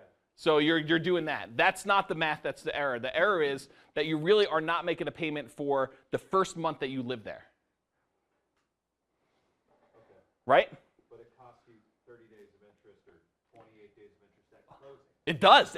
They get it back at closing because Nobody lets you live in the house. that's right. So basically, if you're closing on January 1st, you lived there all of last December, and they're asking you to pay for it on January 1st, even though you were not going to live there for January. So you're making a mortgage payment January 1st, even though you're. Yes. Yes. Your interest accrues In arrears. That's exactly right. it equals out, is what you're thinking? It does. Well, at the end, you end up paying an extra payment when you sell. So the way we do our math when you sell is you pay that month's payment and then you sell. But the other way, when you buy, you actually don't make 1 month one. And then we take the net present value of money. It's actually way cheaper to do it that way. I think the moral of the story is if you look at the far right side of the graph, it doesn't match. This blip is insignificant. Right. Yeah. Okay. So basically, your true cash flow, these are the numbers. In month 480, is this inflation adjusted? No, this is regular. $14,000 a month in total true cash flow for the 15% down, $16,000 for the 20% down, and then $27,000 for the Nomad model. Pretty significant. What are those numbers again? Sorry. Total, this is true cash flow in month 480, comparing 3 different models, 15%, 20%, and Nomad. For one house. No, this is the whole model. Buying 10 properties for each or 10 Nomads. Monthly. I'm not teaching class next week. This is horrible. I'm never coming back. Yeah, no, it's good. It's monthly. Here's your net worth numbers. The other two are pretty close. You know, their difference is 10 million to 9.5 million or whatever it is. But the Nomad one is like 17. That's net worth including equity and properties and the amount in your bank account. So it includes both those. Here's the at the end. So basically, here's the net worth differences. It's 10 versus 9.5 versus 17 million with Nomad. Okay? So and here's another way of saying this. It's worth $7 million to you if you're willing to move into properties. 10 times. Yep, $7 million. That's the difference. So this is actually using, I forget if I use 0.45 or 0.5, but I basically take, I do a debt to income calculation by figuring out your rent coming in multiplied by 75%, and then minus the mortgage payment or whatever it is. I do the calculation right so that it shows you how much money you need to make in order to be able to qualify for this loan. What? You're like, I don't remember. I wrote it down once. I'm not going to didn't write it down. It's in the code. So basically, this tells you how much income you need to make in order to qualify for these. So for the 20% down ones, you need to make less income. For the 15% down, you need to make more income, but it's later on because you're buying them later. But for the Nomad one, it peaks out at like 12,500, 220 months from now. These are in inflated dollars. This is what it is inflation adjusted. So inflation adjusted, you need to be making about $8,000 per month, you and your spouse, assuming no other debt in order to be able to qualify for the loans to do Nomad. Okay? And I think it is 0.45 is what I used. So you could, right? And that would actually improve it. But in this case, I just used 0.5. Okay? All right. Creative Nomad. So we now talked about Flush Nomad. Let's talk about Creative Nomad. This is where I think a lot of people are going to get excited because it's the same type of down payment that we're doing for regular Nomad, except you don't need to move in. The difference is you need to do a lot of work. So are you willing to spend money on marketing and make deals directly with sellers to buy homes creatively? If you're not willing to put out money, spend money on marketing, that could result in you not getting phone calls, especially if your marketing is not good, and risk that money. And then when the seller calls, hustle, get on the phone, go out there, meet with them, make a seller presentation, get them to agree to deed you their property, essentially, and allow you to make payments on their existing mortgage. If you're not willing or able to do that, this model will not work for you. If you are willing and able to do that, it's pretty interesting. Okay? So all the classes we did on creative financing apply. There's a whole bunch on the podcast. There's a whole bunch on jamesorr.com. Go watch those. There's a ton of stuff. There's not as much on Learn to Be Rich. So if you're on Learn to Be Rich looking for the creative stuff, you're not going to find it. It is much more labor intensive. I can't stress that enough. It's going to be hours and hours and hours and hours and hours to do this so that you don't have to move into a property. And in addition to that, and I don't have it on another slide, there is an additional risk of the due on sale or due on transfer clause if you're doing wrap financing. If you're doing straight up owner finance, if you can get a seller to do owner financing, doesn't exist. Owner financing is perfectly legit and able to do that. But if they're going to wrap a loan, you do have a risk of due on sale, due on transfer clause stuff. Okay? Very different skills required. You need sales and marketing skills, and probably requires you to risk money in marketing to find motivated sellers. There's no formally set income or credit requirement. So I know that there are some investors where they're like, James, I don't make whatever it is I need in order to qualify for these loans. I want to do these subject to deals because I don't have a job or whatever it is. And so there's no formally set income for you to be able to go out there and find a deal and convince the seller to let you take over their mortgage. There's an ethical thing that says you really should be able to pay for it, but if you don't make income and you can't qualify for loans, this might work. You can do it if you have a bankruptcy, foreclosure, or short sale. It doesn't matter, but realize you have an ethical responsibility to make payments on that loan if you're taking over from the seller. Okay? So creative houses, I assume 4.75 interest rate. You're buying owner-occupant homes with wrap financing. Again, you could do owner financing. You could do all sorts of other stuff. For this class, I assume that you're wrapping it. Closing costs, I assume it's 0.6%. You're not paying a new loan origination fee. You're not paying some of those other expenses. So your closing costs are a little bit less. Okay? Because you're paying an attorney to do something, and you're paying some closing costs for that. We modeled it as 5% down payment, which is really your marketing costs and giving the seller a little bit of money to move out. So if you think about this, you taking photos? Because we said not to at the beginning of class. Oh. You came in late. No worries. Yeah, no worries. So you model it as 5% down, which is really marketing costs some money to the seller for their equity. So if you're talking like $300,000 properties, I've given you about $15K to kind of spread between marketing and money to a seller. Does that make sense? You're getting an additional $5K discount to account for previous appreciation and debt pay down when the seller owned it. So the seller has actually paid down on their loan when they lived in there for a year or two or whatever prior. The house probably went up in value a little bit, especially in our market. So there's probably equity in the property. You may have to pay the seller some of their equity, but they may say, hey, listen, I'll leave this $5K in there. And that's really what this is about, modeling it that way. You could argue you've got higher rent-ready costs when you do this model because you're not buying brand new houses. You've got a property you're moving into, and somebody who is willing and able to let you take over their loan subject to, a lot of times, they've not been maintaining their property properly. Okay? Otherwise, it's the same property we used elsewhere. So here it is again. All I did is I added in the creative one. The creative one's the green one. So yellow was traditional Nomad. You bought a property, you moved in, bought a property, moved in. That's here. But with the green one, it took a little bit longer because it's 5% for the first one. But then you moved in, you have 5% for the next one, you moved in. Or you're not, I'm sorry, you're not moving in. You're buying the first one, you're buying it creatively, buying it creatively, buying it creatively. And it actually ends up a little bit later than the Nomad one. And I actually, in retrospect, I should have did 11 for the Nomad, where you moved into the 11th property, you just lived there. I didn't do it for the math, but I should have next time. Because all the other ones you buy 10. Okay, so the creative ones you buy 10, and for the 15% down, 21% down ones you buy 10 as well. So can everyone see that? This is the same ones we just did before, where you're doing them. This is the same Nomad one. The new one is the green line showing you what creative looks like. Any questions? Sweet. Total account balances. So before we talked about this is your 15% down, this is your 20% down. Now this is creative, the green one, and this is regular Nomad. Regular Nomad still wins, but with creative, you trade work and labor and marketing and risk in order to do creative deals, and then you end up with whatever that is, $7 million in net worth. Everyone make sense? Okay. Total true cash flow. So you have these ones now. The new green line is right in here. You've got cash flow that's between the 20% down and the Nomad ones. What you'd expect. Okay? So what's your difference between your normal original Nomad and this creative one? What's the limiting factor that expands the time? The second one's 3% down, the third one's 3% down, and then they're all 5. Okay, so it's a difference between it's a difference between 2 3% down properties is basically that difference. It's crazy.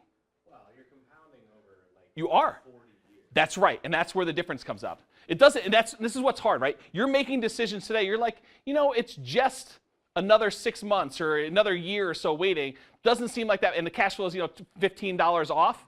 But $15 off now compounded out 30 more years, that starts to add up. Especially when you're getting 8% return on the money that you have in the bank. Definitely adds up. Okay? So pretty cool. So here's the difference in true cash flow. Here's your 15% down. You're making about, $15,000 a month. With the 20% down, you're making about $17,000 a month, or 16 and change. You're making $24,000 with the creative and $27,000 and change for the Nomad one. Okay. Net worth, very close to what regular Nomad does. These two kind of loop together. The 15% down, 20% down loop together, and then basically the creative and the regular traditional Nomad one kind of loop together. At what point does the creative model, I don't know if you model it out far enough to where the amount of time that you can acquire a property is under a year? Oh, I didn't do that.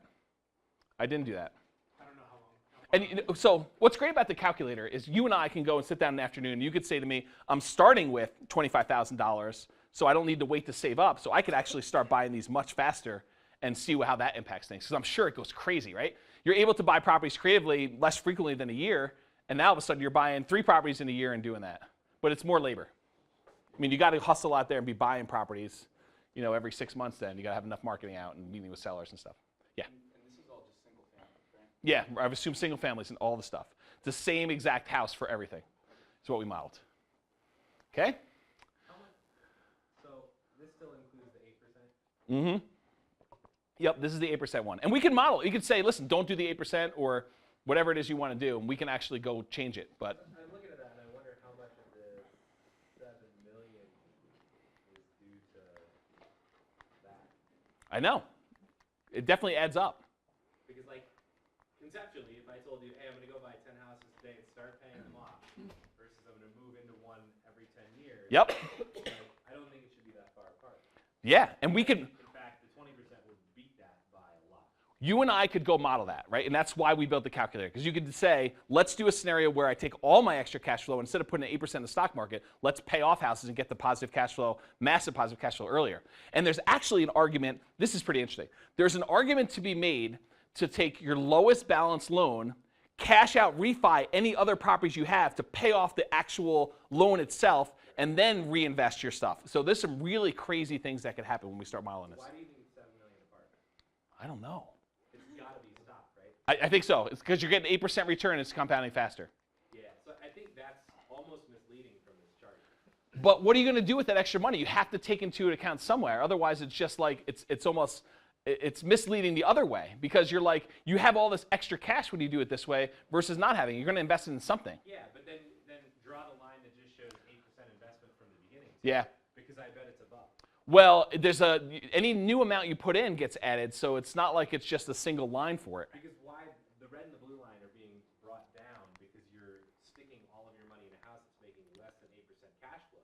Until it's paid off. Until you actually stop buying them. Because you actually stop buying them at this point. And then after this point, you're still adding money to the thing and doing that too. And you can see, this is where if you would have gone out, 600 months or whatever, right, at that point, I think it's going to come up. I think you're right. I think you'll have, well, no. At that point, it's not, because the other one's already too much money and it's going to make more money, and so it's never going to catch up. So I think it's an unfair comparison.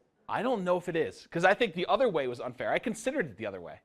And you have money that's just sitting there not doing anything. It's unfair to the one that actually has more money earlier on. Because if you do the Nomad, you have extra cash. You stop investing after a certain point. And so it's not fair to just let that cash not get a return. Right, but in the same way, people that are saving for 20% down are just saving it, right? They're But not necessarily putting it in the stock market. you are getting in the stock market here. Yeah, so now you're going to have to Monte Carlo the stock market. Right? Agreed. This is why next month, next quarter we're doing Monte Carlo. Right. But yes, you're right. You get negative 20% in Absolutely. that year. No doubt. And not be able to buy a house for No doubt. 5 years. Absolutely. And that's going to come out in the model. Even if it's 8%, 8% after. Totally agree. Crazy. It is crazy. So I would like to see that chart with no other interest rate done, because I think the red and blue line will win. I don't know if that's true. Let's do it, though. We can get on and just set my stock market to 0 and just do it. It takes like 10 minutes. Yeah. What if you took the $160 a month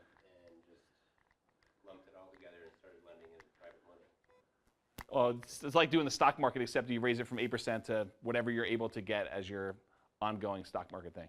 It's no big difference. The other thing, this stretches over 40 years. Yes. I don't know what all of your plans are in life, but,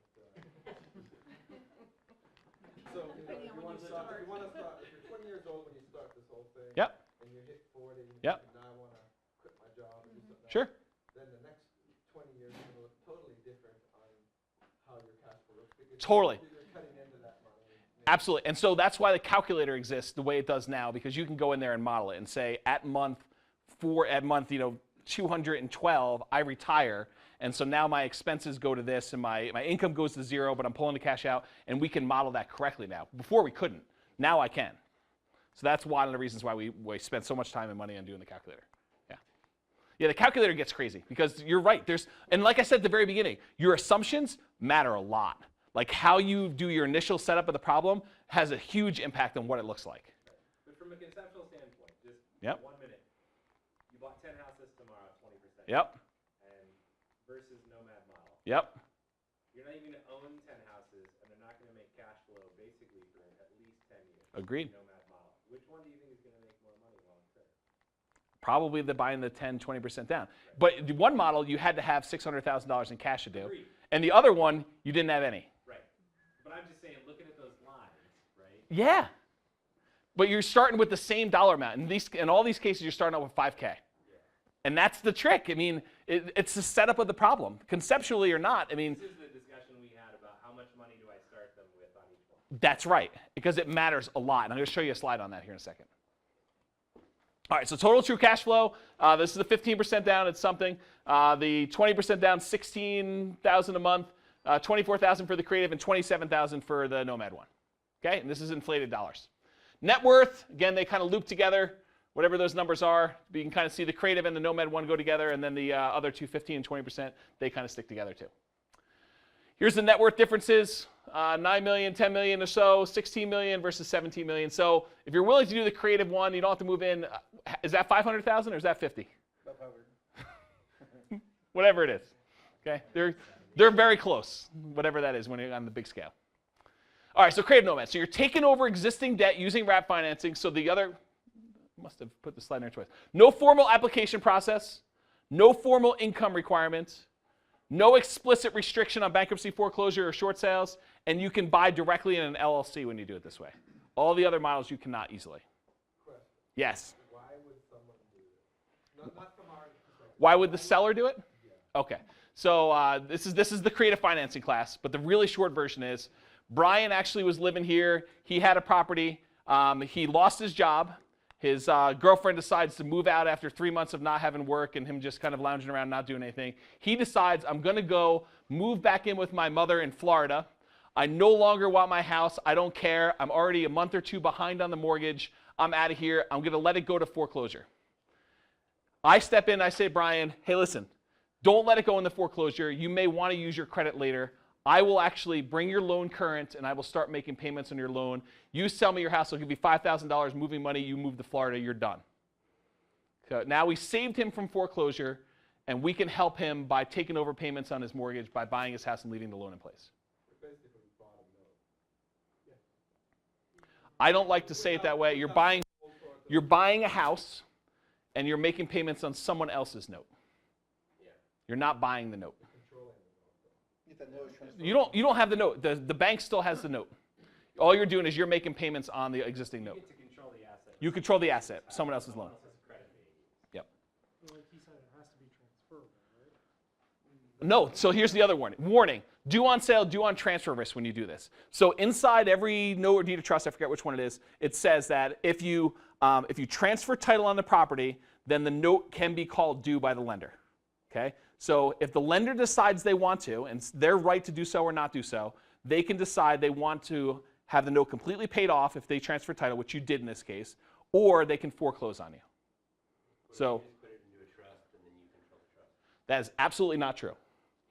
So this is I'm not trying to teach creative financing, but I'll kind of address this one issue. So the myth out there is if you want to buy something subject to, the way to do it and kind of get around the due on sale clause is you tell the seller to move it into the Williams Family Trust, and then you become the beneficial interest of the Williams Family Trust. And the Garn-St. Germain Act says that you are allowed, Brian Williams is allowed to go ahead and transfer his own property into a trust for estate planning purposes. However, and have a note not be able to be called due. However, as soon as the beneficial interest changes from Brian to me, there is a transfer of title. It's actually anyone outside of the original beneficiary or the original signer. So, as soon as that gets transferred, it does trigger the due on sale clause. Well, it doesn't trigger it. It violates the due on sale agreement, and they can, if they want to, call due. So moving it into a trust does not prevent them from foreclosing, does not do that. It makes them harder, but the argument could also be made that if you're doing that, you are actually trying to conceal information from the lender, and it could be considered a more legitimate case of loan fraud than if you just did it overtly and notified the lender that there was a transfer and that you intend to make payments on it. So there's a difference in risk as to what happens there. Okay? Yeah, we cover that in asset protection too quite a bit, but like that is the common way where the thing that James isn't saying is basically when that's done, right? If it's never found out, it's very difficult to find out because the trust document is only in your filing cabinet. It's never filed publicly, and so will the bank ever know? Probably not. Does that mean if it ever gets uncovered and that was your intent, it's probably going to look really bad in court, right? Like if you can't explain to the judge, well, you know, I did this because I didn't want the lender to find out that I transferred title. there's really no other explanation for why. Right. Yeah. Yeah. Do you think there's any risk if you're like nomading a property, like kind of legitimately, but then you transfer titles like into trusts for your asset protection purposes? This is the same. That's your personal asset. It's still the same thing, right? When we talk about an asset protection, right? You are still, it's in your own filing cabinet. The difference there is that if someone ever came and said, oh, hey, you know, did this get transferred? We noticed it was transferred into a trust. You could simply transfer it back to your personal name, right? And produce that document very quickly. So it's a very odd thing, right? But that is how that's how we teach asset protection, right? Put it in a trust, change the beneficial interest into an LLC. It's the same exact thing. So the risk is still there. I think it is. I think the risk is still there, but I think that it's a better explanation to the lender if the lender calls and asks you what's going on. You could say, listen, I'm doing this for asset protection reasons. Oh, I moved into an LLC. That's not okay? Okay. But if you're like transferring it to someone else, that's much harder to explain away, right? But I still think there is a risk. Now, do I think it's a big risk? Personally, I don't. Get advice from an attorney, but I think it's a really small risk. One of the things James glanced over was that that he recommends notifying the bank as well when you do a wrap mortgage. Yeah. In the creative finance class, we talk about that, but yes, we do recommend that you notify the lender. That way you've put them on notice that this has happened. They can't come back to you 5 years later and say, we didn't know about this. Say, no, I sent you a certified letter. Here it is. Showing you that. This was my argument before. That's not your get out of jail free card. No. That doesn't omit the fact that there's still a due on sale. No, it does not. What you sent in a letter isn't like, hey, please don't call it due on me. No, I don't think that's an automatic. I don't think that's an automatic get out of jail card, but I do think it would help avoid a fraud charge because you are notifying them.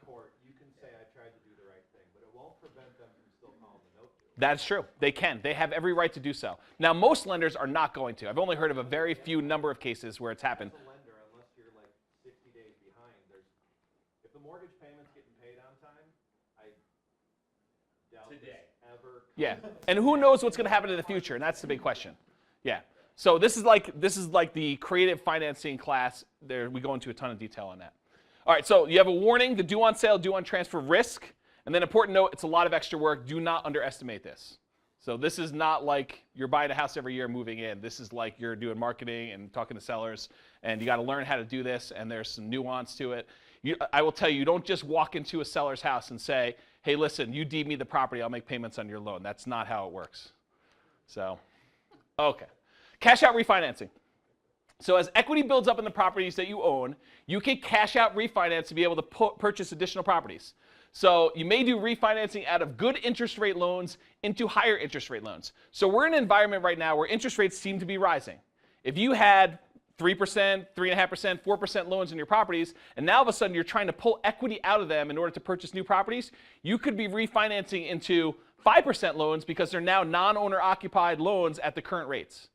it could be a pretty significant hit to cash flow. So you got to weigh the differences by doing some calculations, and that's what the calculator will eventually do. It's not quite there. So you may be sacrificing cash flow for additional properties. Higher appreciation helps to build up down payments faster, but it makes future purchases more expensive too. So you might think, what I'd like to do is buy these properties and it's going up 7% a year for 3 years. Now I've got 21% of equity. I could use that to purchase another property, but realize now you got to buy a property that's 20% higher. Tricky, okay? So here's the basic idea of how it will work in a better code. So year one, you buy one house. 3% appreciation times 7 years. It takes 7 years to build up 21% in equity on that property. I'm not doing compounding. I'm just going to keep the math really simple. So it takes you 7 years to be able to use equity in the house to buy your next one. You buy another house. It takes 2 times 3% times 4 years to get about 25% of equity. Okay? Then you use that to buy another house. It takes one house, 3 times 3% times 2 years, 18% plus you had 5% left over from last time to have 23% equity to be able to buy the next house. So basically it took 7 years, 4 years, 2 years. This could take you another 2 years, then another 1 year, 1 year, 1 year. And so after this, you're basically buying one every year moving forward because you've got equity building up in all the properties you own. Okay? So you can end up kind of parlaying this and kind of reinvesting money into these houses to do this. This is what it sort of looks like. And it might be confusing to follow. So I will just tell you that all the lines shift to the left. You end up buying stuff faster when you're doing this way. And so your normal Nomad model where you were the yellow line before now moves over, a year or so, and it gets more compressed the more properties you have because you end up doing it faster with your cash out refis. So it definitely speeds things up. But again, there is the big concern of financing out of certain properties with good interest rates and good cash flow into now you have worse cash flow when you do it this way. Make sense? Did you model the cash flow just even ignoring worse interest rates, just model the cash flow based on the higher loan amounts and I did. increases? Because I'm assuming that looks way worse too. It does. I did do some modeling of that. I don't remember exactly how it all turned out, and I didn't include it in this presentation because I figured I was going to be close on time. And there's some stuff to cover yet. So I just wanted to show you a really simple, overly simplified version of the cash out refi model. Everything becomes faster, shifts over here. Your cash flow gets worse though. Okay? Yeah. When you're cashing out, what is the loan to value that you're assuming that you can access equity at? It's a variable, but I was using 75. So you can decide to put in whatever number you want to actually do the modeling in the calculator. But for the stuff that I did 75% loan to value. Because it was a cash out refi on investment property. Right? You're saying that at that point, you have 60% loan to value. Mm-hmm. You're going to cash out at 75? Yep. Okay. Is that right? Yeah, I mean, on an investment property, for sure, I just was trying to figure out how long it took you to get there. If you do a Nomad, you put down 3%, you need to build up enough equity before you can cash out on it after you've left it and it's an investment property. Yeah. That's a long time. It is and it isn't. So this is one of the reasons why the software needs to get better. Because the way that it did it now is, let's say you have 7 properties and you have varying amounts of equity in each, and it costs you 1% in order to do the loan in order to get access to that. You basically are doing it when you have like some properties that are at 72% loan to value just to get the 3%. And so what I need to do is I need to be able to add in there, hey, listen, don't do a cash out refi unless it's at least $15,000 or $25,000 or whatever the number is so that you can model it. Because otherwise, eventually you get to the point where you're like, I'm going to cash out refi every freaking year.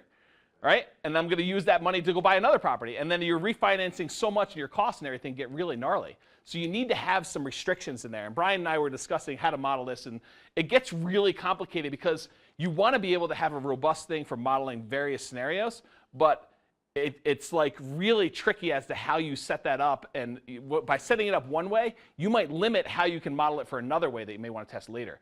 So it's super hard. What's that? Yeah, and pull out a couple $1,000s in cash, and yeah, you're doing cash out. But when we do the non-cash out refis, if interest rates go down and we add in a rate term refi to that puppy, oh my gosh, I mean, there's all sorts of variables. If interest rates are low, it's almost like a benefit to just cash out. I agree. Refi rate term every year and pull out 2K. And Properties, that's 40K. so when we Monte Carlo, we can add that as an additional rule. It's insane. Okay. So lease option exits. You'll notice I didn't cover any lease option exit stuff. For those of you that came to the class last night or have seen the kind of class based on the book of how to do the whole model with 3K, where we basically do lease options, you can do this whole thing using lease option exits, and it really complicates things. I didn't do it tonight, but there's some really interesting variations if you're doing creative Nomad and you're doing lease option exits, or if you're doing flush Nomad and you're doing lease option exits. You can compound this and make it faster. Not doing it tonight. It will significantly change the Nomad with lease option class, just based on how we do it. All right, so who asked me this? Did you ask me this, starting at different dollar amounts? That was you, different dollar amounts. So consider having between either $5,000 in your start or $550,000 at your start, and then buying 15% down payment properties up to 10 as soon as you have enough saved. So some properties we've been discussing throughout, it's the same properties, okay? So here it is. Basically, if you start with 5K, it's this blue line. You buy one here, you buy one here, you buy one here. If you start with more money, and I did 5K, 50K, 100K, 150, 200, 250, 300, 350, all the way up to basically 550. And at 550, you're basically buying 10 properties, one a month over 10 months. I assumed you couldn't buy them all at the exact same time. I assumed it took you a month to buy each one. So with 550K though, you basically buy all 10 immediately. All these other ones are different dollar amounts and how quickly you can acquire them. So based on all the same stuff we talk about, except based on a different starting dollar amount when you do it. Kind of crazy. All right, this is the minimum gross monthly income required for all those different scenarios. So when you buy them all at the start, you need about 15K a month in income to do it. And then it goes down for each one over time, and eventually it zeroes out. Yes. You just bought one last month. What are you doing? And then here's your true cash flow when you do all those models, so you can see a comparison. But you start off negative for a lot of them with 15% down, which we talked about tonight. Then you got a bunch of blips when you're buying them. And then eventually you got a bunch that pay off and your cash flow improves. And your cash flow delays getting better, like staggers as it gets better depending on when you buy them and how fast. So it shows you all the cash flow for that. So you can compare them out and do it. Okay? Total account balances, same idea. Your account balances start at different amounts depending on what you started with. They all go down basically as you do the down payments. Then they all increase over time, so you're there. This does include 8%, I believe. Yeah. I'm not sure it does, actually. Yeah. I didn't write down that my assumption was, but it's in the calculator. We can adjust it. It's like a variable. You fill in what the interest rate is in the account you have. So I don't know what I said of that, but it's easy enough to change. I mean, there, right, you see the red line, which is buy them all up front, right? Yeah. The discussion we were having earlier, and it's over 20 million. So I think it's going to be Nomad. It might. I mean, but you can't underestimate having all that extra cash with the Nomad to do other stuff with it. It's like the opportunity cost we had the discussion before. It's this really weird one where I can't tell you which way we should set it up. You almost need to just explain it and maybe even set it up both ways. And tell them, if you do it this way and you look at it this way, here's what it is. But if you think about the opportunity cost of all the extra money you have because you didn't do down payments with Nomad, all of a sudden it looks very different. Yeah, the opportunity cost of not having to have a job to go to 9 to 5 anymore by buying 10 up front and having to pay your bills is probably better. Yeah, well, we could factor that. We could do like a living kind of factor number in there. I don't know. We'll use the Williams score or something like that in there. All right. What's that? Class 12. James, going back to the previous slide. Yeah. So what's the highest, is it starting off with the 500,000, obviously I guess, with buying 10? Yeah, I think that's buying them all up front. If you buy 10 properties like immediately, that's probably going to be your best thing. Yeah. The cash flow. Yep. Yeah, and this one you can still see it. You're still doing down payments on this bottom one, right? They're like popping out. That's your 5K number. And that's the one with 10 and 50% down? Yep, 10, 50% down starting with 5K. That's the bottom one. They're actually listed in order, by the way, of where they stand at month 480. So this is the worst performing one. This is the best performing one. Yeah, and you can see at month, like on the red line at 360, right, where you pay off the first property and it takes a turn. It's hard to see, but you can see the angle of the line. Right here? Yeah, where you paid off all the properties. Yeah, because it actually starts compounding faster because you have no debt. You've got way more cash flow. Totally. Yeah. Okay. I have no idea what this is. Total account balances. This is where you start off with some money. You start off with less money here. It shows you they go down. And every time you buy a property, they drop down. And then it shows you what the end numbers is in your account balance. So the other one was total account balances at the end. This one is total account balances. Oh, I'm sorry. This is zoomed in. So this is just the first 10 years. So you can see that then they start taking off. These you're still buying properties in. Yeah, I forget what I put in here. Okay? Total equity, this is basically the same 10 property type dealios. Your total equity kind of increases. This is when you start paying off houses. You can see them increasing. This is properties that you're buying still. So you have equity increasing. $10 million, like, I don't know, 11 million, something like that. So here's your total net worth by doing this, which includes your account balance and any equity you have in the properties. And you can see it's cleared, same kind of order as before for that. Here's your net worth numbers. So the original model was just under 10 million total. This model is 30 million. That's a pretty big difference. Right, and it's basically that money that you start with. You start with 5K, 100K, 200K, whatever it is, and the more money you start with, the faster it compounds. That's it. Any questions on that? What? Why are you laughing? Yeah. Well, I don't remember if I have more stuff in there. I mean, I can just talk for hours about stuff. Yeah. Any questions on that? Does that help you understand the difference between having to move in every year and then being able to do non-moving in, flush nomad, or creative? So you don't have to have the big down payments. You just got to be willing to do the extra creative off-market deal stuff. Or if you have money, you don't need to move in either. Other than that, you're probably moving in. Those are the two. Yeah? If you bought the house with a couple, two owner occupied, one lives in one lives in the other. Yeah, it's going to be hard to convince a lender of that. How about if you don't buy them together? It's going to be hard to convince a lender of that. Yeah. You may be able to find one, but I think that lenders, they're looking for possible loan fraud opportunities.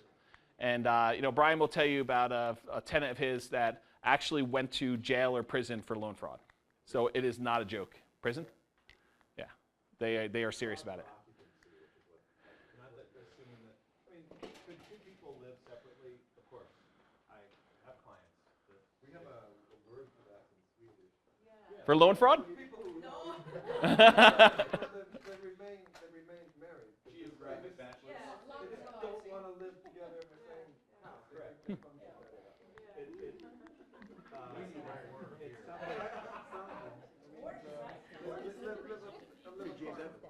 And people do it sometimes for insurance and for many there's numbers of reasons, but it is going to be one of those things that's the first thing the underwriter will look at. Is, are you legitimately occupying this? Because the assumption is that you're committing frauds that you can obtain better terms, lower rate, lower down payment. And post-mortgage crisis, it's one of the first things that an underwriter will look at. We had a client that wanted to buy a house that was identical to his current house and in worse condition right across the street. Literally across the street. Not like the next road over, but like you walk across the road, it's that house. I believe that he was going to occupy it. He stated he was going to occupy it. The underwriter wouldn't believe that. Yeah. You're going to tell me that you're leaving a better property to move into a worse property across the street and call it your primary residence? And you're not selling the last property. If you were selling the last property, that might have gone. Incredibly different. Right? Yeah. What's the minimum number of days? Is it 180 days you have to occupy the property? 1 year. 365. That's why Nomad's a year long. Yep. Unless you move in within 60 But isn't there a secondary Yes. residence? Is it still owner occupied? What's that? Like in our case, we have a primary residence. Yep. We want to buy a secondary residence here. Yeah, you could do like a secondary one less than a year, but you can't keep doing that. No.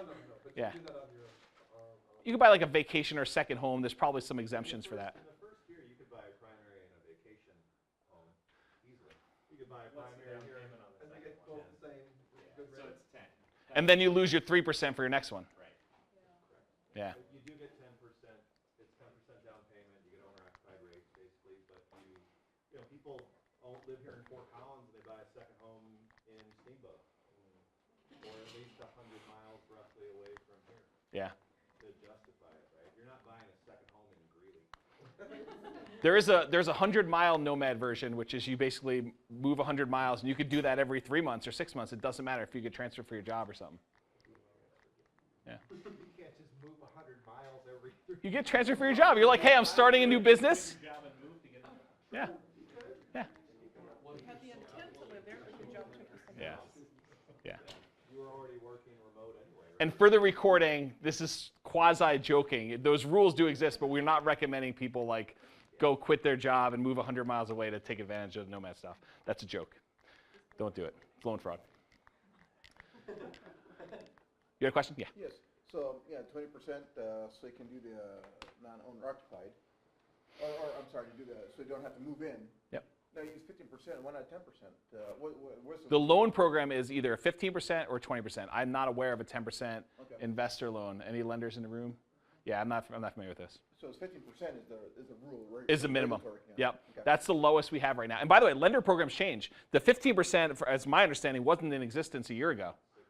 Yeah, so these policies change all the time, and they used to be able to only buy 4 properties with a loan, and there were rules, and now they moved it up to 10, and if for owner occupant, apparently there's no limit now for if you keep moving into ones.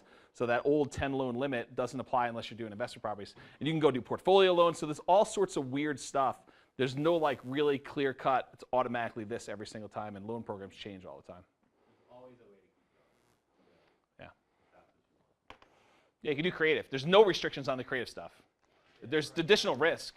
Private lenders, all sorts. Yeah. And what we're talking about is Fannie Mae specifically, right? So these are conventional mortgages. Yep. You were talking about the cash out equity. You could cross collateralize and do 10 properties and pull out equity, on some blanket loan. Yeah. You're not going to get that. There's all sorts of weird creative stuff we can do, right? But just a matter of doing that. So is that a helpful class? Should I teach this one again, or is it like a one-time only class? I think you should teach it again because I will show up again to learn it again. Okay.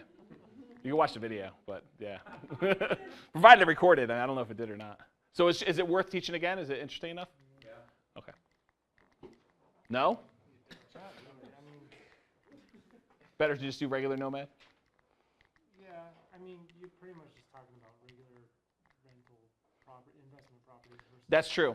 Although in this class versus all the other classes, we're showing you like how quickly you can acquire them if you're saving money, which we've never really showed before. We've only really talked about, you buy one property and then you buy it as quickly as you can. We never really showed math on that. You could throw in a few of those graphs in one of those classes and just be like, this is kind of what you would do. I mean, Okay. whole class on it. I don't know. Okay. It's good feedback. I've changed the scenarios that we're talking about, and we can talk about them later, but really pick a couple scenarios so that it's realistic based on cases that you and I know, right? Of how different investors have bought their stuff, and go, here's a comparison that's, one way to do it, another way to do it that are common, and see how they turn out, right? Yeah. Maybe take the stock market stuff out, or figure out a different way to do that. Or really show You don't like the stock market stuff, but it really, see it. yeah. Right now, I need to separate it out. I need to show what percentage is from the stock market, which I'll have to go and do. What's that? Very broad, and like Brian's saying, it's not. Yeah, and part of it is just giving you an overview of different ways to do Nomad without moving in and kind of how some of those look. And because I want to show off some of my calculators things too. You could go from a small-time investor to somebody who's gathering millions and millions of dollars together to buy property. But this is a small-time investor, someone making $5,000 a month and has $5,000 in their bank account. So you can take that model $12,000 and a month. Who's making that? expedite it. Because in the Nomad, you're saying you've got to have this, gets to be quite a high income. Yes, that's true. But it could be you and your spouse each making $5K. And then all of a sudden it starts looking like that. or you can wait longer, or take the money and pay down the loan. So That's right. the bank actually has a Your better loan to value or whatever it is. Don't have an income. That's much harder. Well, I mean, because It's much harder. we retired early and Yep, banks look into. they do. We actually have visited people over, and it does work out. We can, as long as we can show the assets. Yeah. They'll come to agreement. We won't get 15%. I don't know if that's true or not. 25%. You have to talk to lenders and find out. But yeah, there's definitely some weird things if you don't have a W-2 income or tax returns for a Or business. if you were unemployed for more than 6 months. Yeah, that's also something else. It can be done without a job and without, just sheerly showing off rental income. Yeah, but that was one of the things maybe I don't quite get when we talk about it, the cash flow that you're showing there. But if we do, if we can show our assets, we can get our first loan, 25% down, you've got enough to take care of that for 3 years. They look at, then, if you've got enough funds, then you can go ahead and you can buy your second one and do that. And then they'll look at your rental income, a signed agreement, minus 25% for vacancy. Yep. Yeah. And this is why if you're buying at a debt service coverage ratio of 1.25 or 1.33, when that 75% kicks in, it's handling. Yeah, it's hard to find those in this market, though. Agreed. Yeah. But And that's why you do it this way, because it's hard to find those in this market. That's true. Yeah, I mean, one of the reasons why we show this model is because, and why the negative cash flow exists on a lot of them is because this is real. This is something you can find in our market. I'm not making up properties just because they work. I'm not saying, oh, you're buying a property with $100 a month cash flow. Good luck finding that. Yeah.